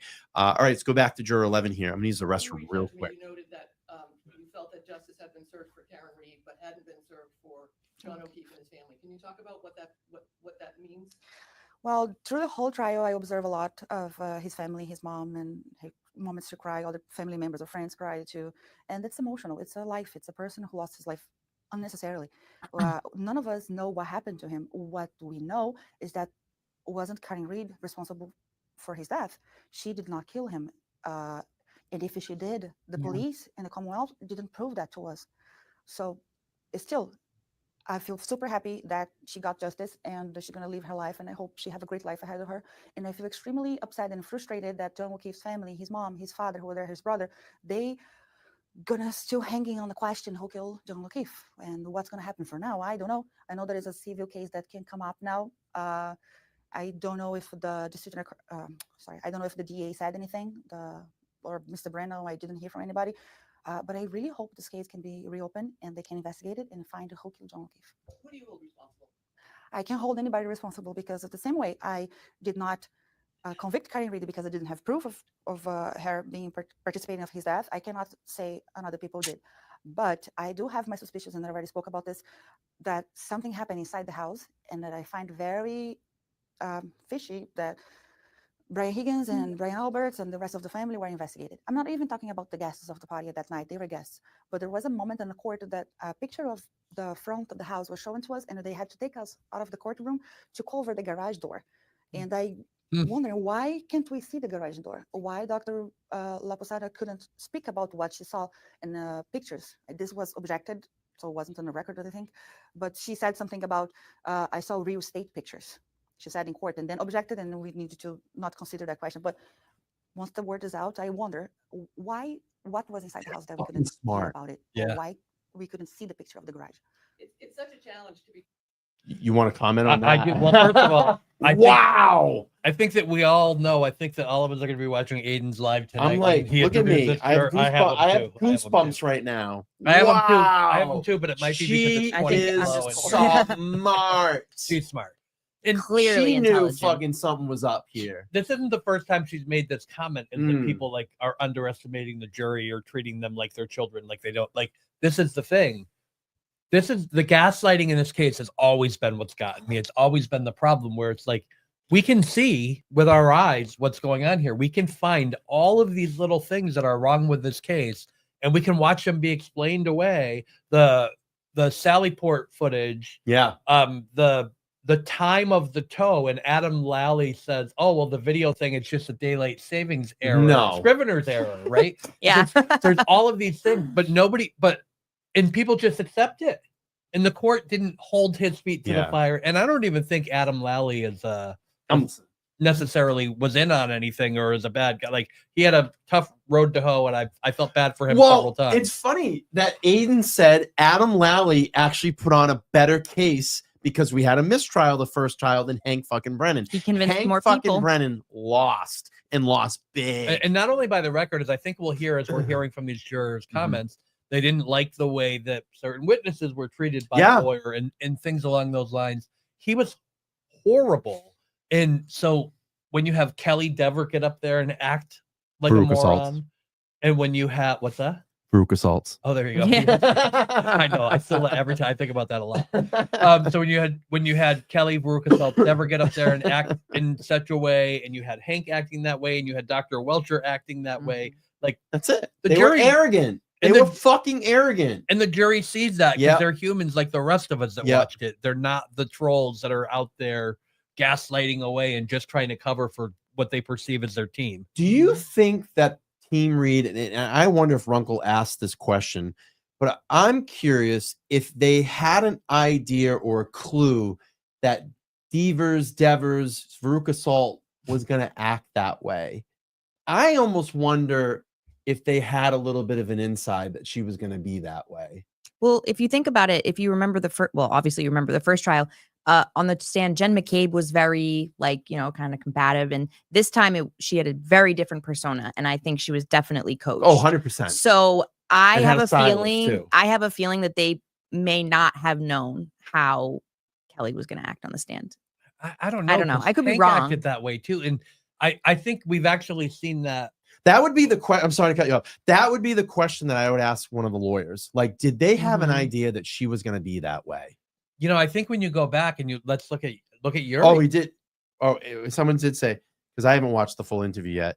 He asked and they didn't. Okay. Oh, there you go. Okay, great. That's great. I'm glad that got asked. I'm glad that Ian was smart to ask that. Thank you for letting me know. I haven't watched that yet because I've been so kind of circular in what I've been doing here, but I have to get back and watch it. And I'm sorry, Jason. Go ahead. It's okay. So I think if we go back to the testimony of Yuri Buchanan, you saw the same thing. You have this in the first trial, especially, and then I think the reading of the text messages tamed Yuri Buchanan in this trial, but prior to that, his testimony in the trial, they come in, they had this whole we're arrogant and you're gonna just listen to us because we're telling you what it is, what it is, and blah blah blah. Right. And it backfired in a big way on every single one of them. It was perfect that she acted that way because it just shows you roadblock after roadblock after roadblock with all of this. And then you're looking at all the evidence that get fucked up. All these people that are the police officers. You had Gallagher, the way he acted on the stand. You had Devers, Veruca Salt, the way she acted, the way that Yuri acted. And the fucking jury saw all this. Like I kept saying like Lauren, we would talk and be like, this is definitely not the way the Commonwealth would want all these witnesses to be. You want your witness to be likable because that is what the jury's deciding on. What is their body language? How are they speaking? Are they speaking to the facts? Are they clearly, outlining what happened that night? And I'm going, this is fucking amazing because all these people didn't want anything to do with it, didn't want to say that they saw anything. And I'm like, they're just burying themselves. But I love Jackson going, do you want to even be here today? I mean, that was great. That's brilliant lawyering. Called her right out. Fired her up. And she's like, fuck this. And it just worked out. Well, I know. And you have a police officer that's talking about having a false memory. Not, I misremembered it. Not, you know what? There was so much happening that day. I was confused. No, any number of things that she could have did. Yeah. She literally got up there and said she had a false memory. Yeah. Okay, well, that's enough for you. And, the poor thing is she got called in to the commissioner's office, do the right thing and all of these things. And she went there and did that. Her career is basically over. She can't testify. She's going to every time from now until infinity when she testifies, the defense lawyer is going to say to her, "Are you do the right thing? Just have a false memory? Yeah. Are you doing the right thing? Yep. You can't tell me that she didn't go in there and the commissioner was like, you're not fucking saying anything. Yeah. Of course. Yeah, of course. Of course. All right, let's go back to juror 11. This is great. Good conversation today, by the way. Sustained and don't think about it, or we're going to strike it from the record. Forget that we just said that. It does seem like an absurd way. I mean, that's for every trial. It seems like an absurd way to run a trial. We did not consider that information when we're deliberating, of course, but still in my head now. And I want to know what happened at the garage, what happened at the house, why that people never came out, what Brian Higgins was doing at 2 a.m., 1 a.m. at the police station. Let's talk about the case. The Smart cookie. What was the narrative? What was the point that you believe the Commonwealth was trying to convince you of? If I had to tell you ask you what the prosecution's argument was to you, what would you say it was? Well, they want to convince us that she backed up her car fast enough to clip him, cut his arm, and throw him away. He hit his floor on a frozen lawn and died. That's it. And she saw everything and left the scene. Were there any witnesses for the prosecution that you felt did a good job moving that narrative forward and proving that? No, good question. Because just the eyewitness could say all that, and that case was Jim McAlbert was the only one we heard, and we couldn't believe everything she was saying. Her story was very credible, was very well said. I think that's the well rehearsed. I think that's what it didn't make much sense. It's like if she was coached. I think some of wow. It's funny to live react to this, but I know I honestly have not. I haven't this. either. This is great. It's almost like we have Paula working for us, where she's just going to make the point that we right in the next. And Jason and I are saying the same thing, like almost in here. Wow. Good job. And who do you think just did a bad job? Bad job, clearly. They're calling him Blue Man. Oh, well. Dr. Welcher. I mean, with all my respect to his work and his job, I don't think he was trying to hide something or convince us of something. I just think he didn't do a good job. That's it. Maybe his businesses needed to step it up in the game and learn a little more techniques and spend some more money on things that actually matter than buy a new Lexus. So yeah, it was, to me, felt like a joke, that video that they presented to us to prove that John O'Keefe was hit by a car. I mean, okay, I can put my arm in here and just wait for a 2-mile car to come. Anyone can do this, and you pay almost $400,000 for that person. So yeah, well, she just said, and he kind of put his arm in like this. So, but if you watch it in slow oh, mo, he fucking leans into it. moves his whole Yeah, it's body. pathetic. It's pathetic, and I caught that right away too. that felt, to me, I felt very uncomfortable. So yeah, he's and his colleague, Mr. Shannon. Oh no! I really don't care about his degree. Everybody's talking about how many years to complete a degree. Whatever. He has experience. He's been working with this company for 8 years, according to his profile. He made some mistakes, okay, but you know, adding Mr. Welcher and him together, and the amount of money was paid for them to do a great job, I don't think they did. And the credible witnesses, the lab, the forensic expertise, the scientists, the DNA people, the people who check his shirt or piece of DNA on the taillights or not, all this, the people from the state, from the Massachusetts State Police Lab, all of them, I think they work with what was given to them. And they did a good job. I didn't feel they were lying or trying to make up information for us. And so what about the defense? Who do you think did a good job on the defense side and for making the case, and who do you think didn't help or made it worse? This is a good interviewer. Yeah. I don't think anybody on the defense side made it worse. They just corroborate for the things we have listened prior. Dr. La Posada, for me, was very good, and the ARCA witness. I now know that they didn't want us to hear the ARCA professionals. They made it just clear and easy for a regular person like me to understand what really happened with data, with the videos, Baby with steps. the dummy, what Treat them like 6-year-olds. Yeah. Walk them through it. Yeah. Yep. the weight of the dummy. That discussion was so unnecessary. Great.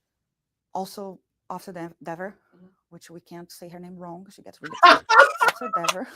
This is where I think she's funny. I love her. Because, Yeah, she's the I best. mean, I can see she might be a little immature. She's young. She looks young and new in the police force. But she sold a vibe of being so desperate and angry to everyone, like a child complaining and fighting with their mom. I mean, I just feel like, unsafe to have a person with that level of immaturity carrying a gun among us. Wow. What was your reaction or impression to, as you said, there were some state police lab people, there were some state troopers that gave very good testimony, but you know, Juror McAlberts, who said to me as one person when the Commonwealth was interviewing him and questioning him, and then someone else when the defense was. What was your reaction to Trooper McAlberts' testimony? With him, I was very close to him, like 2 seats away from him. Oh, wow. And sometimes I could see him like making a fist, and he was really uncomfortable with some questions.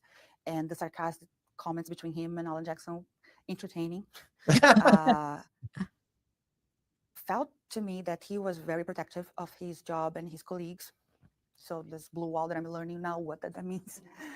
He's probably like a good representative of the blue wall, I think. And former State Trooper Michael Proctor, who was all over the trial but never appeared. Did you have some sort of image or story about him in your head? So who is Michael Proctor? Like, I didn't know. I still don't know. I know he gave an interview last night. I'm dying to watch. I don't know. I can't put a name and a face together.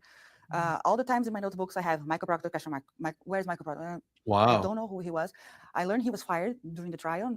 Some of the witness or lawyers comment. I said, okay, so maybe he's not going to show up because he was fired. And everything he did was bring other troops are bringing up to us. But we didn't know who he was, like as a person. How did that impact your deliberations for you personally?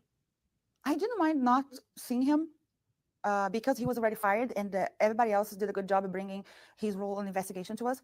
I did mind not hear from Brian Higgins and Brian McAlberts. I think they should be there. Did you, when the defense called Proctor's friend to read the texts, the offensive texts, in the last trial, Trooper Proctor testified and he had to read them.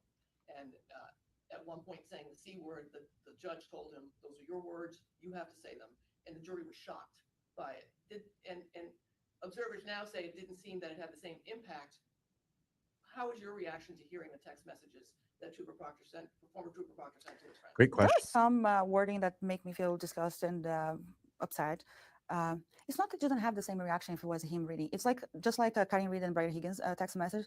If it was him reading or her, it's not about who is reading. It's about the content. okay, at that point, when that friend came and read all the text messages, we already knew that Michael Proctor was a police officer who was fired, who was being accused of corruption or frame Karen Reed, whatever. So we already expected something bad would come from this guy. So that's why I think you didn't see a shocking face, a shocking expression on our faces.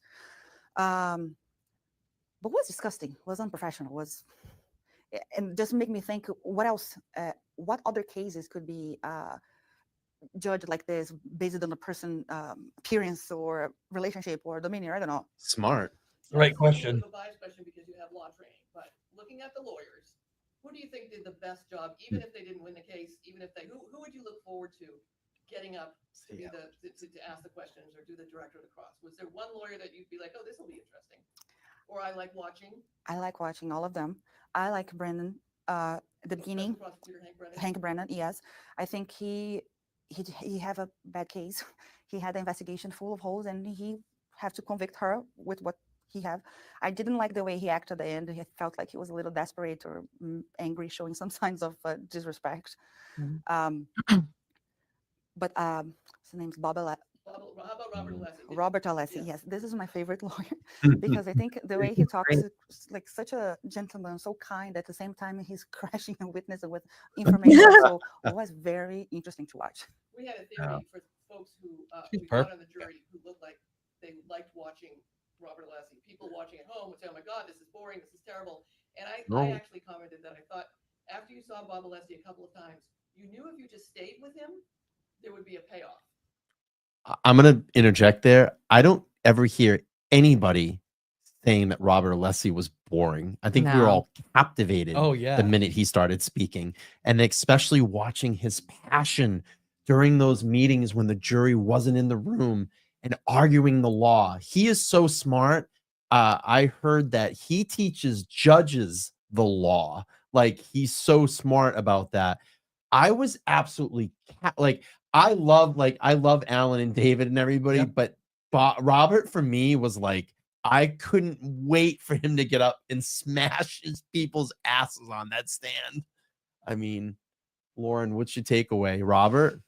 I mean, I think all of her lawyers are obviously fantastic, but I did enjoy listening to Robert. I mean, you know, we did see Jackson and Inetti last trial, and so this trial it was new to watch Alessi. But I can't imagine anybody thinking he was boring. That's I wonder what the percentage. I'm sure people have done it. What the percentage of time each lawyer spoke during this? Like, I felt like we saw Robert the most.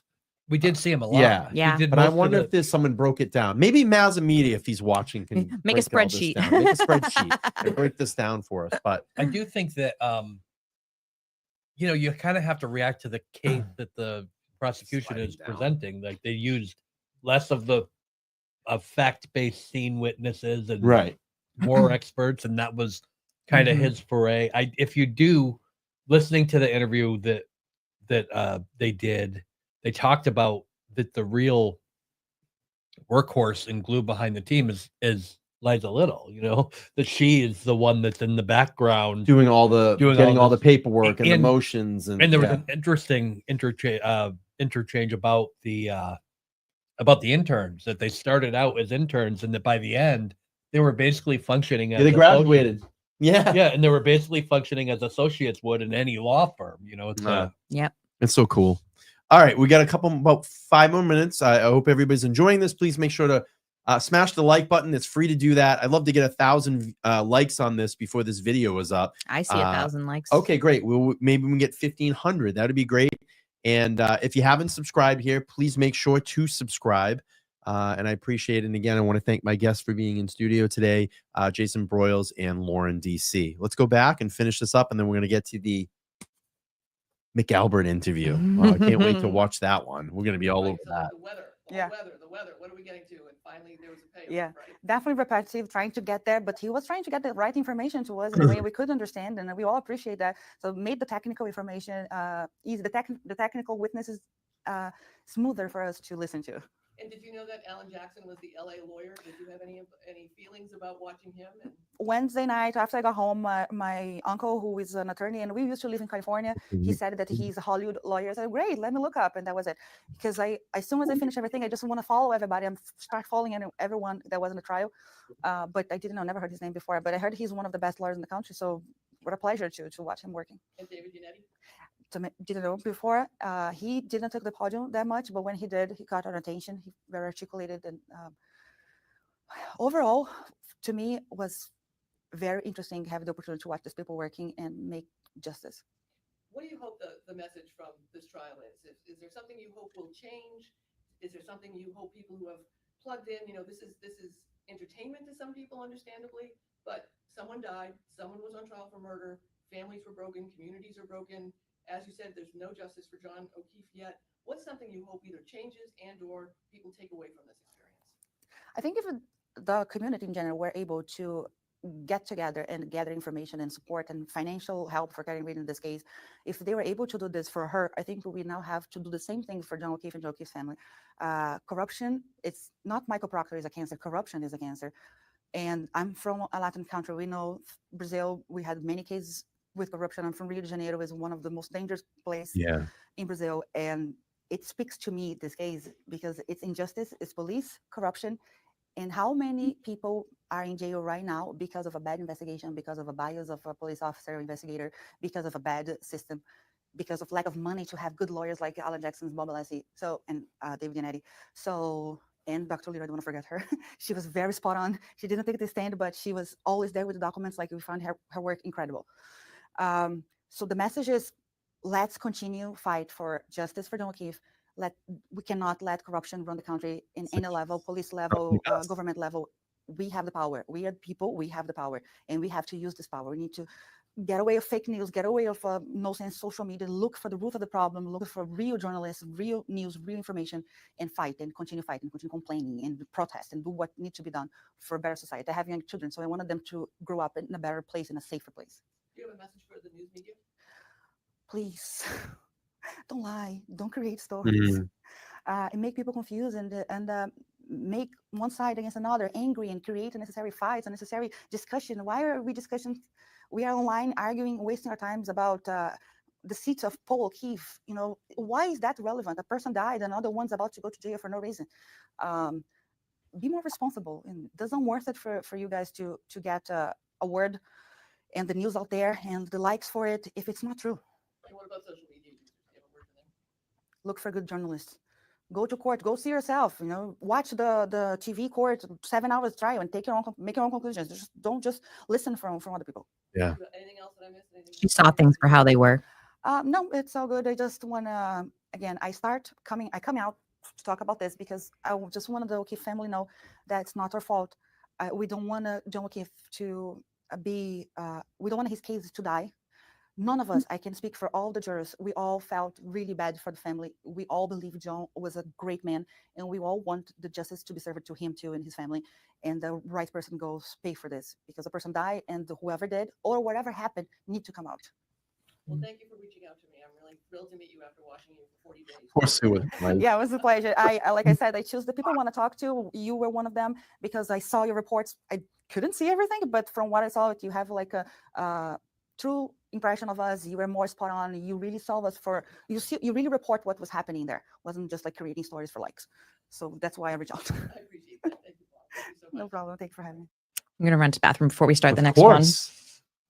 I mean, she's like all of us, right? Like, that's the thing, is you watch, and this is real. And for the people that are attacking her, it's really weird because she actually didn't say anything controversial, right? Like, she just told it the way it was, right? And she looked at it, but it's not just that she agrees with us, but she said, they asked, which lawyers did you like? She liked Hank Brennan, right? So this is a person that's not out here trying to sell a story. Right. She's one of 12 people that did their civic duty. They watched a trial, they weighed the evidence, they came up with what they wanted.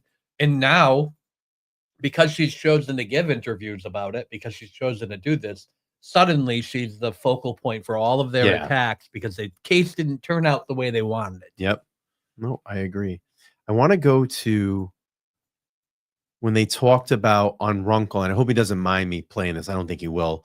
But Runkle, and the quote was, John O'Keefe was not killed and injured where he was located.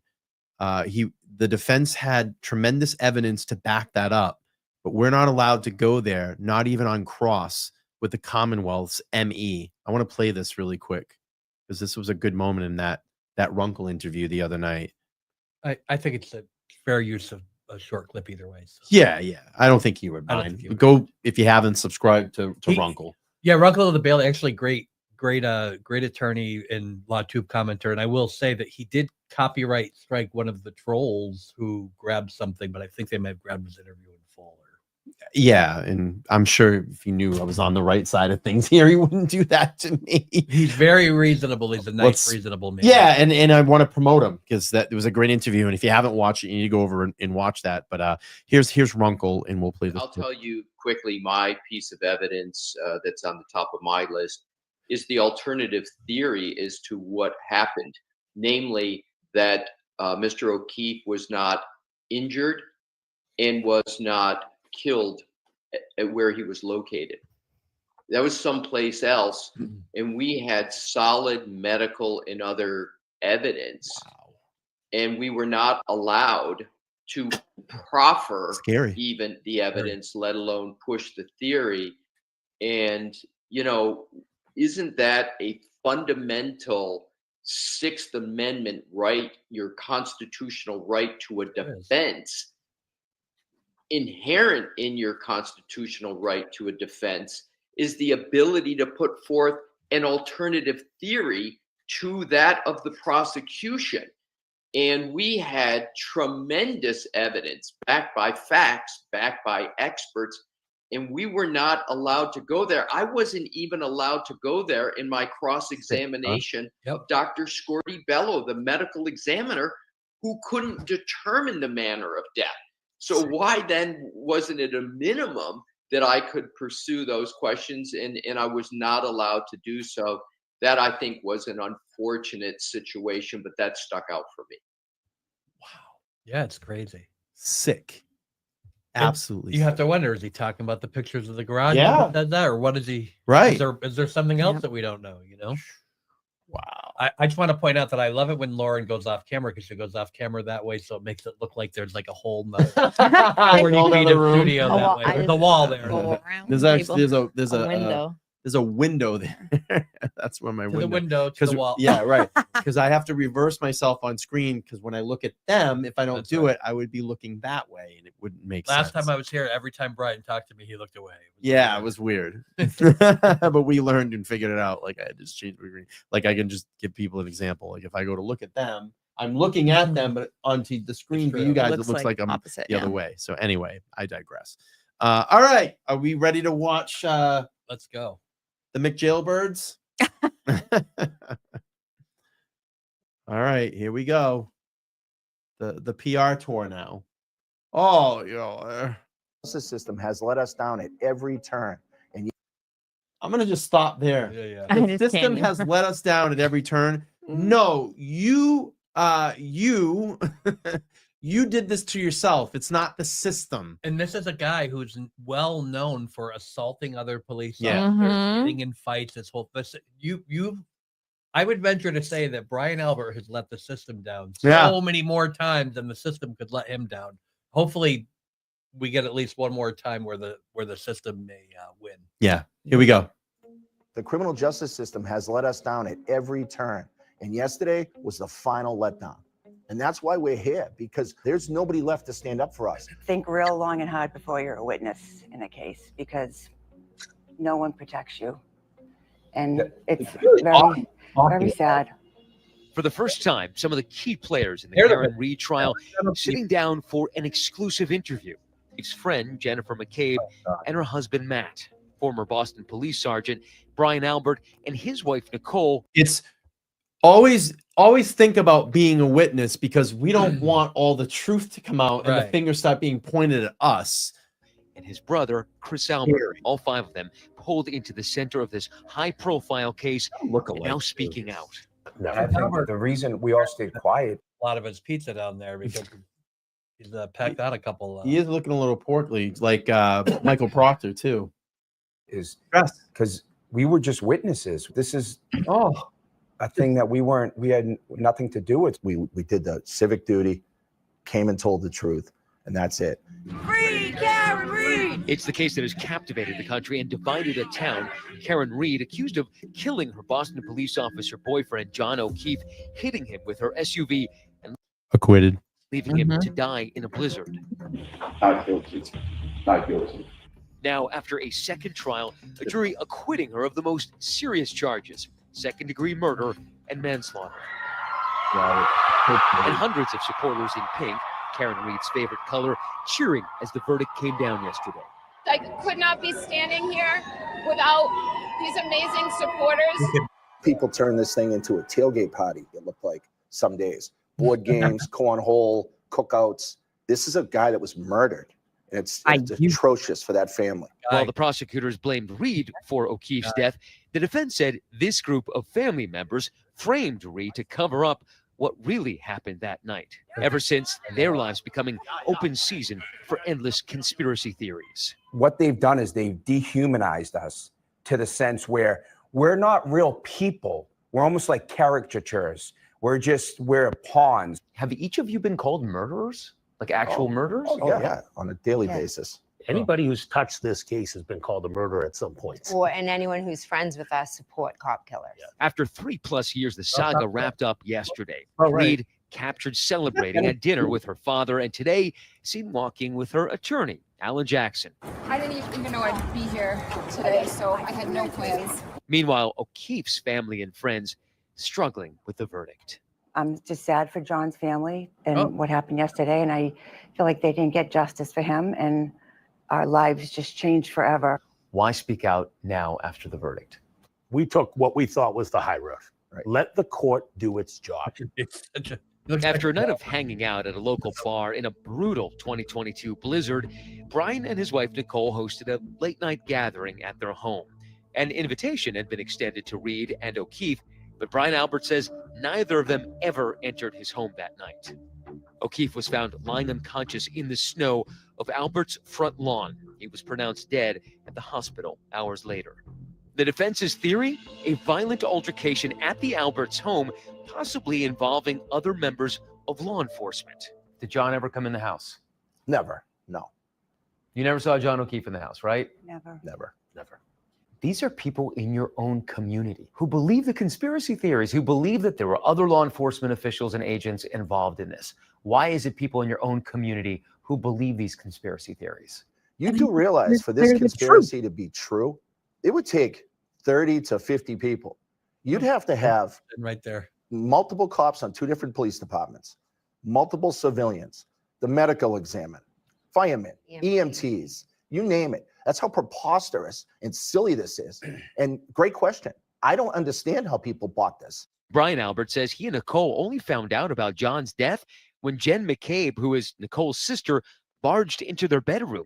She was just upset, and I immediately thought something had happened to one of her children or one of my children, because why else is she in my bedroom at 6:30 in the morning right now? And what did she tell you?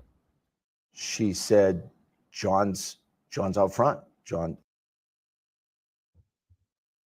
Then why are you not jumping out of bed and going, oh my God, let me grab my bathrobe or a pair of pants and go out and help? That right there is where the absolute bullshit in this story, that should indicate something to some, like that jury.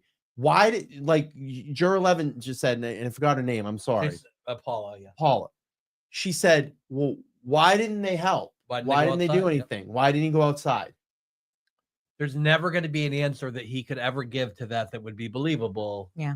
Because we're gonna hear it. He's gonna go, I didn't hear anything. Right. Bull fucking shit. No. Okay, so when she came into your bedroom, then why didn't you go outside? Exactly. Why didn't you jump up and go, oh my God, John's dead? Where? You still didn't go outside. Right.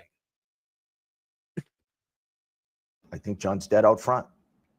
Okay. I said, what the are you talking about, Jen? All right. I'm like, I didn't know. You still didn't piece it I together. didn't understand what she was talking about, because why would John be out front of my house? So massively confusing. Why not go out and fucking find out then, right?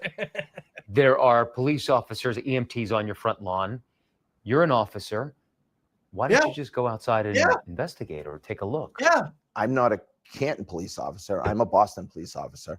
I was just woken up out of Even more. So was to be held in a high. Listen, even better. You're held in a higher regard, sir.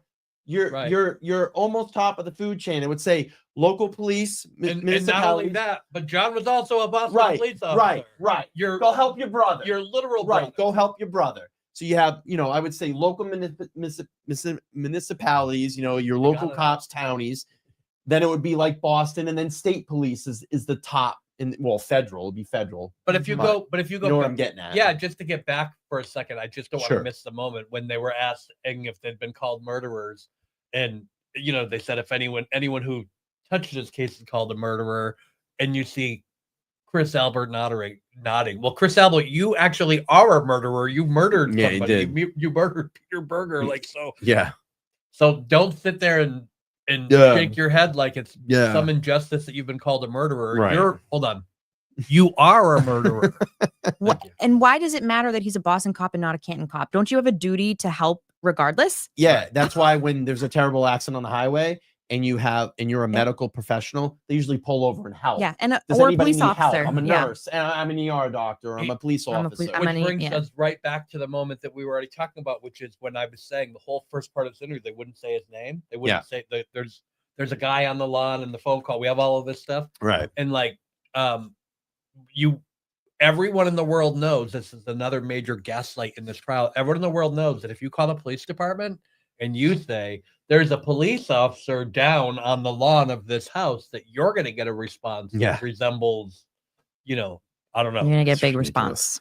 I just want to read this $10 super chat from JD. Thank you. Alessi and Yannetti said last night that all of the witnesses that ended up being called were all to be for Yannetti. So that's why he had a little less airtime. Okay. Okay. Trying to sort through that. That doesn't make a lot of sense. I think they're saying so. They're trying to say Alessi and Yannetti said last night that all the witnesses that ended up being called were all to be for Yannetti. So Then why did Alessi have more he was airtime? supposed Maybe she meant to- Alessi. Okay. Yeah. But thank you, JD. I appreciate that. All right, let's go back and finish up here. I'm going to just go back a little bit here. You're an officer. I understand what she was talking about, because why would John be out front of my house? So massively confusing. There are police officers, EMTs on your front lawn. You're an officer. Why don't you just go outside and investigate? Or It's probably the best question he's asked in this interview right here. Yeah. a look. I'm not a Canton police officer. I'm a Boston police officer. I was just woken up out of a cold sleep from hanging out the night before. By the time I came downstairs, the police were already in my house. John was already gone. There was nobody to save. I would have taken a bullet for John O'Keefe because he was a fellow cop. That's the most ridiculous question that people always ask. It made zero sense. What am I supposed to do? Run out front in my underwear and start running yellow tape around the fire hydrant? Over the course of the night. Yes. Yep. Right. Yeah. That's that's what I said. Why did he I said say- I lied, but people were quoting that. I'm like, yes, that's what you're supposed to do. Yeah, that's what you're supposed to do. And no one said you should go out there and run yellow tape. Well, around. what am I supposed to run out They my said underwear? you could run out there. You Yes. could run out there. And their weird contradiction, if you were listening, is he said that Jen McCabe came in and said John's outside on the lawn and he might be dead. And now he says he didn't go out because John was already gone. Well, which was it? Because you just told us that Jen burst into your room and said that John's outside on the lawn and I think he might be dead. Yeah. Yep. So before she got the next word out, you probably should have ran outside. I would have jumped up and went, "Oh my God, what?" And I would have been running outside. Listen, though, give him. I mean, I guess that's me. The timeline doesn't add up. We got to cut him some slack because he had a long night. Yes, and he woke out of a cold sleep. That's a little eerie to use that word. Yeah. Cold sleep, especially when we're referring to someone dead on the lawn in the cold. It's a little eerie. Too. A little eerie. Why did he say the police went in his house? Pretty sure that didn't happen. Well, it kind of did. Kind of did. Link kind of went into not the enough. foyer. Kind of went in. Oh, the foyer. Yeah.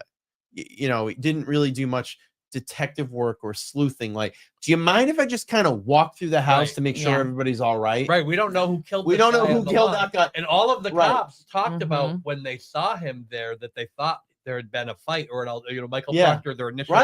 Their initial theory was like, whoa, somebody hit. There's been some kind of fight. Like, Documented. It was Right. documented. So if you thought that, would you not want to walk through the house and make You sure just there say, were hey, no is other anybody else victims? hurt? Yeah. Or let's see if we find someone that maybe hit him. Or, Right. Why didn't Brian Albert walk through his house to make sure his kids were okay and all these other people? Sure. Like, Or Chloe, because apparently she didn't wake him up. Chloe was already gone. by the way. Gone. Yeah. Never to be heard from again. Never. Poor Chloe. Justice for Chloe. Justice for Chloe. Closet Chloe. Yeah, Closet Chloe. Let me see this. Mad P, $10 Canadian. Thank you. The same detective missed dead man on the lawn 200 yards from John prior to his tragedy. Warning possibly. I'm new. Sorry if irrelevant. Go ahead, Lauren. I can't The quite same read it. detective missed dead man on a lawn 200 yards from John's home prior to this. Okay, I think there was Another an case. There accident was in another case. Canton Yes, this is true. I heard that. where a man was ejected from the car and he was on the lawn and the police like just didn't see him. And it sounds like it must have been not too far from John's house. Got it. I remember that. Goodman, Craig thank you. Casey. Yeah, Craig Casey. Casey. That's- yeah. Craig Goodman, Casey, thank you so man. much for the one membership. I appreciate that. All right, let's go back here and let's hear. Reed called and texted John 52 times. She then called Jen asking for help to find John. Karen previously telling me she and John had gotten into an argument that night. Would you say that you were angry with John that night? So different. Yes. Could you have been angry enough and slightly drunk because he had annoyed you that in a fit of rage you just backed up and Never. tried to tap him? Would Not to never try to kill him, but try to tap him with my 6,000-pound full-size SUV. To hit John's body with my car. No. I spoke with a juror tonight who told me she believes a collision did not occur. Overall, a lot of the evidence had caused reasonable doubt, and that was enough for us not to convict. A little after 6 a.m., Karen found John's body in the snow. Jen It's called funny. 911. 911. Funny. Karen's the only one running to save John, not Brian Albert, because he woke up out of a cold sleep that night. And what is he supposed to do? Is he supposed to run outside in his underwear? And don't forget the call from Jen McCabe when the 911 call were in the background because Karen's phone's recording in the car. We actually Yeah. hear her eerie. making comments about Mm-hmm. not taking, she's not going to be alone. Yeah. Emergency. There's a man passed out in the snow. Hello? But what raised eyebrows at Reed's trial was a defense theory about a Google search Jen had made about how long it takes to die in the cold. The defense claiming she searched it before O'Keefe's body was found. So much has been made about that Google search that morning. Was it at 6 a.m. or was it at 6:27 a.m.? How long to die in the cold? What's your answer? She asked me to do it at outside of Fairview at 6:20, whatever it was. Doesn't matter how much I say about it, people will not believe it. The group also hoping to clear up wonder rumors why. regarding the Alberts dog, Chloe, who had been rehomed after the incident. The defense claimed the dog was involved in O'Keefe's death. Those wounds were inflicted as the result of a dog attack. Those marks are from teeth. They've known for 2 years where Chloe is. The state shared it with them. So if they wanted to take DNA evidence from Chloe the dog and match it to possible DNA evidence on John O'Keefe, they could have matched it. Absolutely. But now with the trial behind them, they say they're still faced with They threats wanted against DNA them. evidence from the dog and match it to John O'Keefe. They could have, but who swabbed John O'Keefe for DNA? Zero. No. Michael Proctor. Oh, swabbed Proctor did. Proctor swabbed the sweatshirt himself. Did he swab it? Did he swab the whole thing? Did he swab pieces of it? It's garbage. They know that there's no evidence for them to compare it to. Like John O'Keefe is dead and buried, long gone. You can't go back and get evidence they never collected in the first place. Sorry. No, It makes me mad when I hear them say something ridiculous like that. Yeah. It's from Chloe the dog and match it to possible DNA evidence on John O'Keefe, they could have matched it. Absolutely. But now with the trial behind them, they say they're still faced with threats against them and their families, but hope to continue calling this community their home. You get down, you get depressed, and it's like, but this is the town we grew up in. We didn't do anything wrong. We all contributed to our town. We love our town. Why should we have to go anywhere? Because no one wants you there. Fucking crazy. Oh, I have some good friends in Canton, and they have a lot to say about that. I'm sure. So, wow. Yeah. What a ride. It's What a ride. What a ride. It's something honestly, they should have just faded away. I don't know why they like think Brian coming- Higgins. Where's Yeah. he? He wasn't part of this interview. Yeah. 'Cause he was Good like, point, Lauren. because he was like, I can't. Well, he- this is what we need to know about, right? This whole missing witness instruction. Was it Right. Higgins? Is it, Mhm. was he in, there's rumors that he was in rehab. There's all kinds of stuff out there.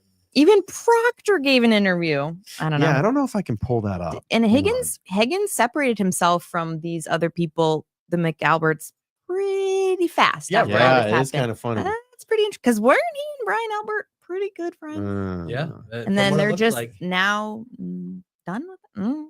Interesting. Okay. Well, and let's be clear. Who called Higgins during the run up to the first trial? Kevin Albert. Kevin Albert Yes. called Higgins and basically in an intimidating way, what's happening? Where are you? Where are you at? Why haven't we heard from you? I got a 30-second clip. That's all they have up, and I have to go back and watch this at some point. I think it's disgusting that ABC platformed all these people. I mean, why? Aiden had a really good tweet. I don't know if you saw Aiden's tweet about this particular reporter. When Sure. He was talking about the witness intimidation. Aiden was Oh, basically yeah. saying, really, because when we went to dinner with Karen Reed on this date, you loved it. Like you were talking about this. Like, there you go. Yeah. I Play remember stupid that. games, win stupid prizes. Let's hear 30 seconds of Proctor. Did you plant evidence? Absolutely not. And I'm laughing because it's such a ridiculous accusation. It's something I would never do. I've never done. You know, most people would. And there's no evidence of it. We're talking about people in your community, evidence. your neighbors who believe it. This is not strangers. This is people in Canton. Why do you think that is? That's just the loud minority. The silent majority we've had an overwhelming amount of support. They're just not out there tweeting. No. He makes the mistake, right? The mistake is the people that have known you your whole life who feel awkward around you now are saying things like, yeah, hang in there, man. And then they hang up the phone with you. They go, and they say, "He's a fucking asshole." Yeah. I hope this guy never calls me Yeah. again. They're distancing themselves. If they feel so strongly about your innocence, why aren't they out there fighting for Yeah. you and supporting you like all Try to of get your Karen's job back. Right. Oh, there was I have to say, there was the last 3 days, there was, I think each day there might have been one kind of person out there wearing like John O'Keefe gear or whatever. And there was a woman out there on Wednesday who showed up and she had the 2490 hat on. with his badge number. And I saw her approach right when I got there, actually, at the corner of the Registry of Deeds, like on the outside corner, like not where all of the people were standing. Yeah. Kind of walked up and she was looking around. And then she kind of wandered around back, like behind the court, and ended up over on the street where the cars were, but like kept herself separate by a thing. And I went up at a really nice conversation with that lady. And I said, listen, nobody here cares what you believe. Like, you can come stand over here. Come stand over here. No one's going to give you a hard time. And all the people around were like, yes, you can stand over here. Like, if you're a person that truly is mourning the death of John O'Keefe, and maybe you didn't believe, maybe you believe Karen Reed did it or whatever else, and you're coming to express your truly held beliefs, well, then I'm going to support you and I'll stand up for your right to do that all day long. But she did say to me how nice it was, because she was worried the entire time about like what's going to happen to me. There's all these people, and I felt strongly about coming here, and I was so worried about the reception I was going to get. And I said, you know, it's not that kind of crowd. I said, so you It was just brave come of her stand over here to still show up, even though she was and scared. I said, if anyone gives you a hard time, I'll be around. You'll see me circling all day long. If anyone gives you a hard time, let me know. It's really crazy, and we'll end on this, and we'll get some quick comments before we leave out. You know, it's really crazy to think that we had to go through 2 years, well, 4. You know, my 2-year involvement, 2 years, almost 4 years for Karen. Karen had to go almost 4 years to get her name clear, so people could actually look into actually what happened to John O'Keefe. You know, we had to go through 2 trials, 2 juries, and this jury got it.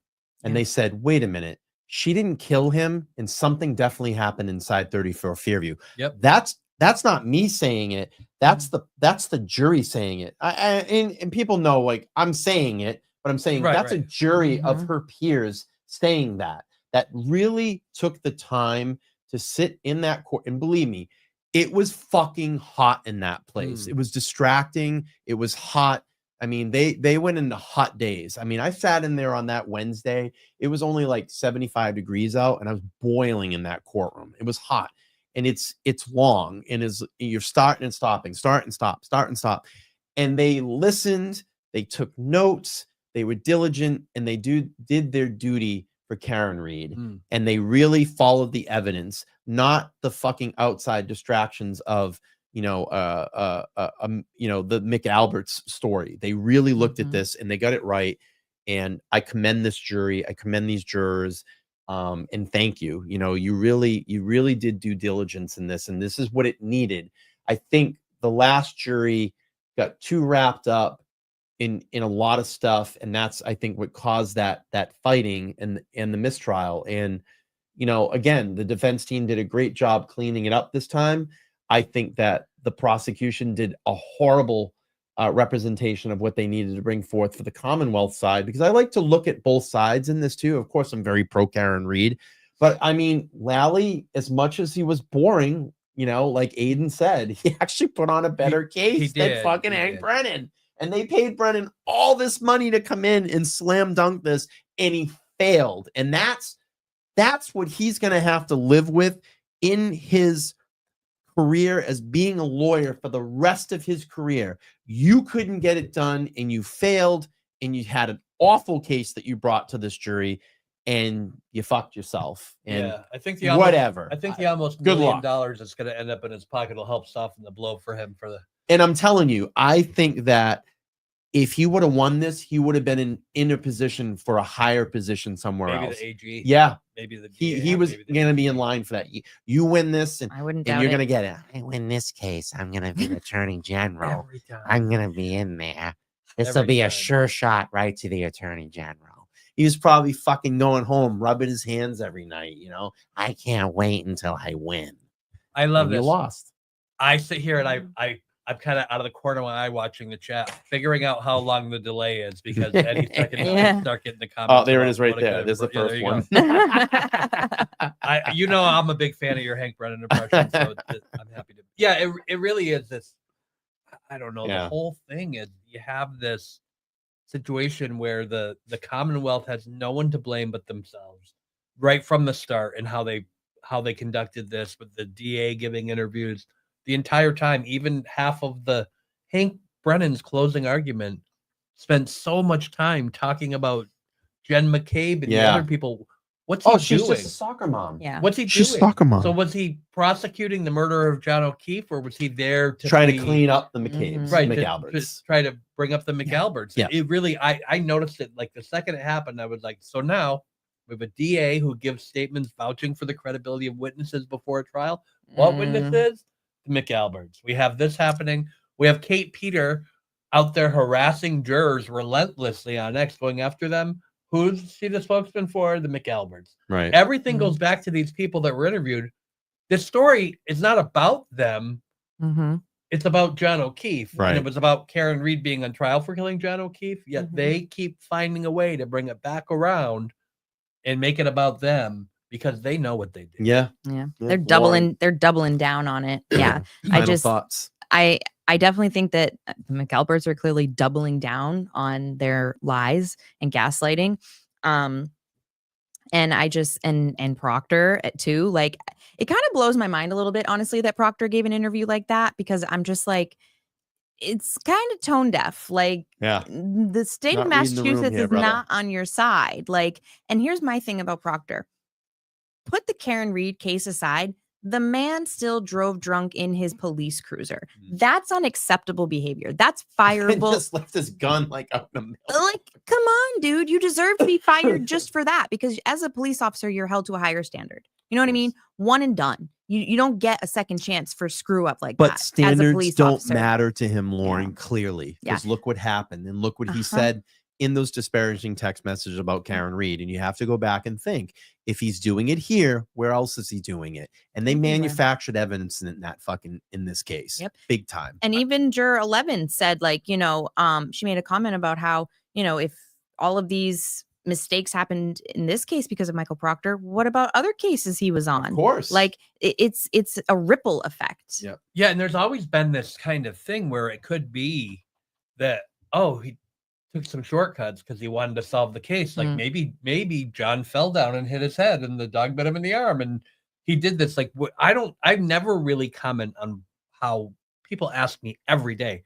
how did he die? Like what happened? I don't know. None of us know. They know. Not for Because 100%, some people know, yeah. Yeah. But the police simply said, oh, it can't be this guy and it can't be that guy. We can't, they're protected. So who's left? Well, it's Karen Reed. And we're gonna go after her and we'll do anything it takes at this point, whether it be inverted. She was the videos weakest link. But the funny thing about it, she actually turned into the strongest link because they thought she was the weakest link. Oh man.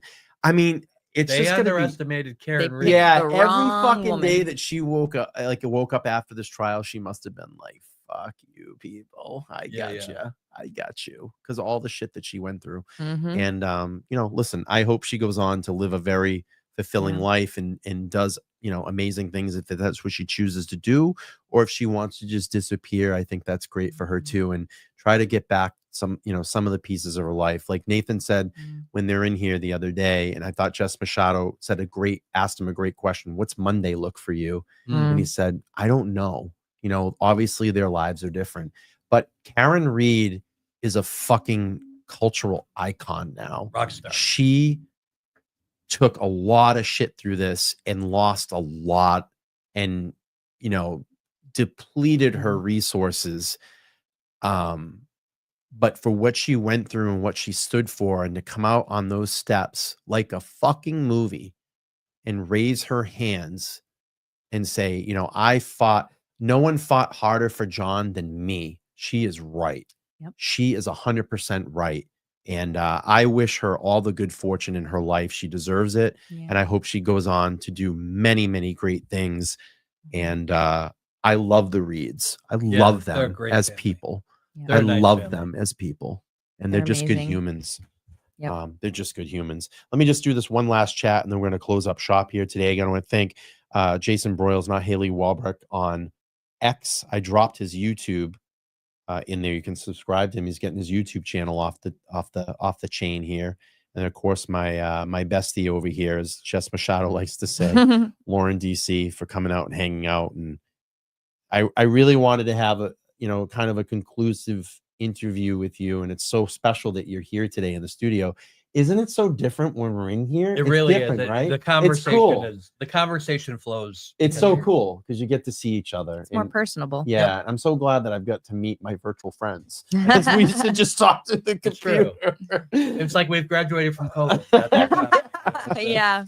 Let me just bang this one out. JD $10. Oopsie, I meant that I didn't end up being called, like Higgins, Proctor, Yannetti was. Oh yes, was planning to handle all of those. But obviously that didn't happen. That I got makes it. so much more sense. It does make so JD. much more sense. And thank you for the super chat. And a new member, Essential Tranquility. Thank you so much for that. I had a $2 super chat. Said Brian Albert will lead the Aryans in federal prison. Okay. I don't know. Maybe, quite possibly. Anyway. Or not. But again, thank you to my guests here. Thank you to all watching here at home. If you haven't, please make sure to like, share, and subscribe. We're getting very close, very, very close, and I'm tasting it.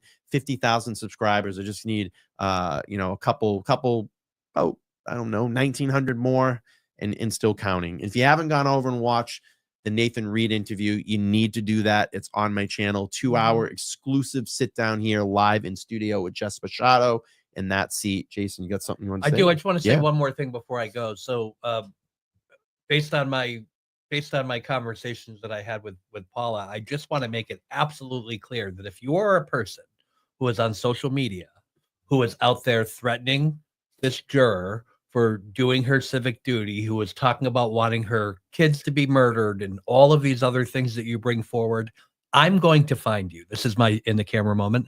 I'm going to find you. I'm going to expose you. I'm going to reveal your identity to the world. And you can explain to your friends and family and why boss. you thought, and boss and whoever else, why you thought it was appropriate to go online and terrorize this woman for simply doing her civic duty. So I'm telling you right now, you may want to think twice. Go back and take those posts down and delete them or do whatever else. Find a new hobby, because when I tell you I'm coming for you, I mean it. Shame on you. And he does mean it. And I'm going to link his X account as well. I just dropped his YouTube channel, but he's very big on X, and that's where he does a lot of his exposing. That sounded a little weird. Not that exposing. But that's on my OnlyFans. Yeah, that's on his OnlyFans. I'm going to drop his X link there. Make sure you get subbed up. Again, you know, great time here. And this has been awesome. And this is why, you know, I wanted to build this and have people come in. And I appreciate everybody that has come in and, you know, sat down in the studio, because it is a completely different experience. And it's nice. We can relax and the conversation flows. You're in front of people, and it's just such a good time. I have a programming note. Tomorrow night, 7 p.m. Eastern Standard Time, the one and only Nan will be joining me, along with retired Mass State Police Todd McGee. And we're going to do kind of sort of our final wrap up Karen Reed show. And it's going to be nice to get them back together, because we had some fucking kick-ass Monday nights together, and we're going to have a great show for you all tomorrow night. Again, I'm Brian, and this is LTL Media, just hanging out on this Super Sunday show. We had such a fun time today going through these interviews with all of you, and to these two wonderful guests as well, too. I love all of you, and please make sure to like, share, and subscribe. I'm not going anywhere. We're going to keep expanding this platform. I just looked the other day, cross-pollinate between all platforms, about 73,000 strong right now. 73,000 strong and That's growing. And let's get to 50,000 by like what? The end of this week? And we can do a 50,000 celebration stream. Yeah. Again, I appreciate all of you. I'll be back tomorrow. Like I said, Monday night, 7 p.m. Eastern Standard Time. I'll get the link up. I'll get the thumbnail up tonight, and you'll be able to come over and hang out with us. I'm going to have some fun on that one too, and get Todd McGee's reaction, because I haven't heard that yet. Yeah. And I can't wait. I can't wait for that. So everybody, great thank you. guest. And watch Aiden fucking Carney tonight at 9 9 p.m., right? Yep. 9 p.m. Juror 11. Paula's her name. Paula, yes. And you're going to want to watch that. So I and know a special guest that hasn't been announced yet. Yes. I believe. Not So there will be a special guest. Yeah. Everyone's speculating. Out Yeah. there. Yeah, everybody's speculating. Chat, before we drop off, just Yeah, put in yeah. the chat who you think the special Who do you guest think the is. And special guest? we on- hear it's not it's Karen not Karen. Reed. He It's did not say it's Karen. not Karen. Yeah, it's not Karen. I think it's Jackson or Nathan. I think it's going to be Alan Jackson. I think we're probably all in agreement of what we think. Let's I think find it's out. Alan Jackson. Me too. All right, I want to see what everybody says. Let's see, Mr. Reed. You know what? I thought Mr. Reed too Maybe. at some point. That's a good one. Or Alessi could be there. Mhm. Alan Jackson, I'm seeing. Yannetti. The reason Alan I think Jackson is just because Alessi and Inetti did an interview. Right, So yeah, he's the right. one who hasn't And he spoken said yet. special guest. He hasn't spoken He's yet. the one who hasn't Yeah, spoken that's yet. And why. if that thing's gonna get like 1 million views. If on I it. were, Oh if my I were God, Aiden, yeah. I would have got Michael Proctor. That's what I would have done. Hey, by the way, is everybody liking kind of the new decor behind me? I changed my seat position because it's a lot easier when people come in. I used to be center position. A lot of people can't see, but I used to be center position, actually where Jason's sitting and Lauren's on the far end of the table. It just makes it easier for me to look at everybody. And I kind of changed the decor up. So everybody likes it. I'm sitting in the Nathan Reed chair. You are sitting in the Nathan Reed chair. That's a You famous are. chair. That's a famous chair. Anyway, thank you, everybody. Go enjoy some time. You got about an hour and 15 minutes before Turtle. Wow, we spoke a long time We today. did. And this is 2.5 great. hours. Time flies when you're having fun. That's It right. does. Some great people. Now I'm going to go drive to the state police barracks and file an accident. Yes. There you go. All right, everybody, we're going to head out. I'll see you back here tomorrow, 7 p.m. Eastern Standard Time. I love all of you guys. Please make sure to like, share, and subscribe. Such a great time today. We're out. Bye.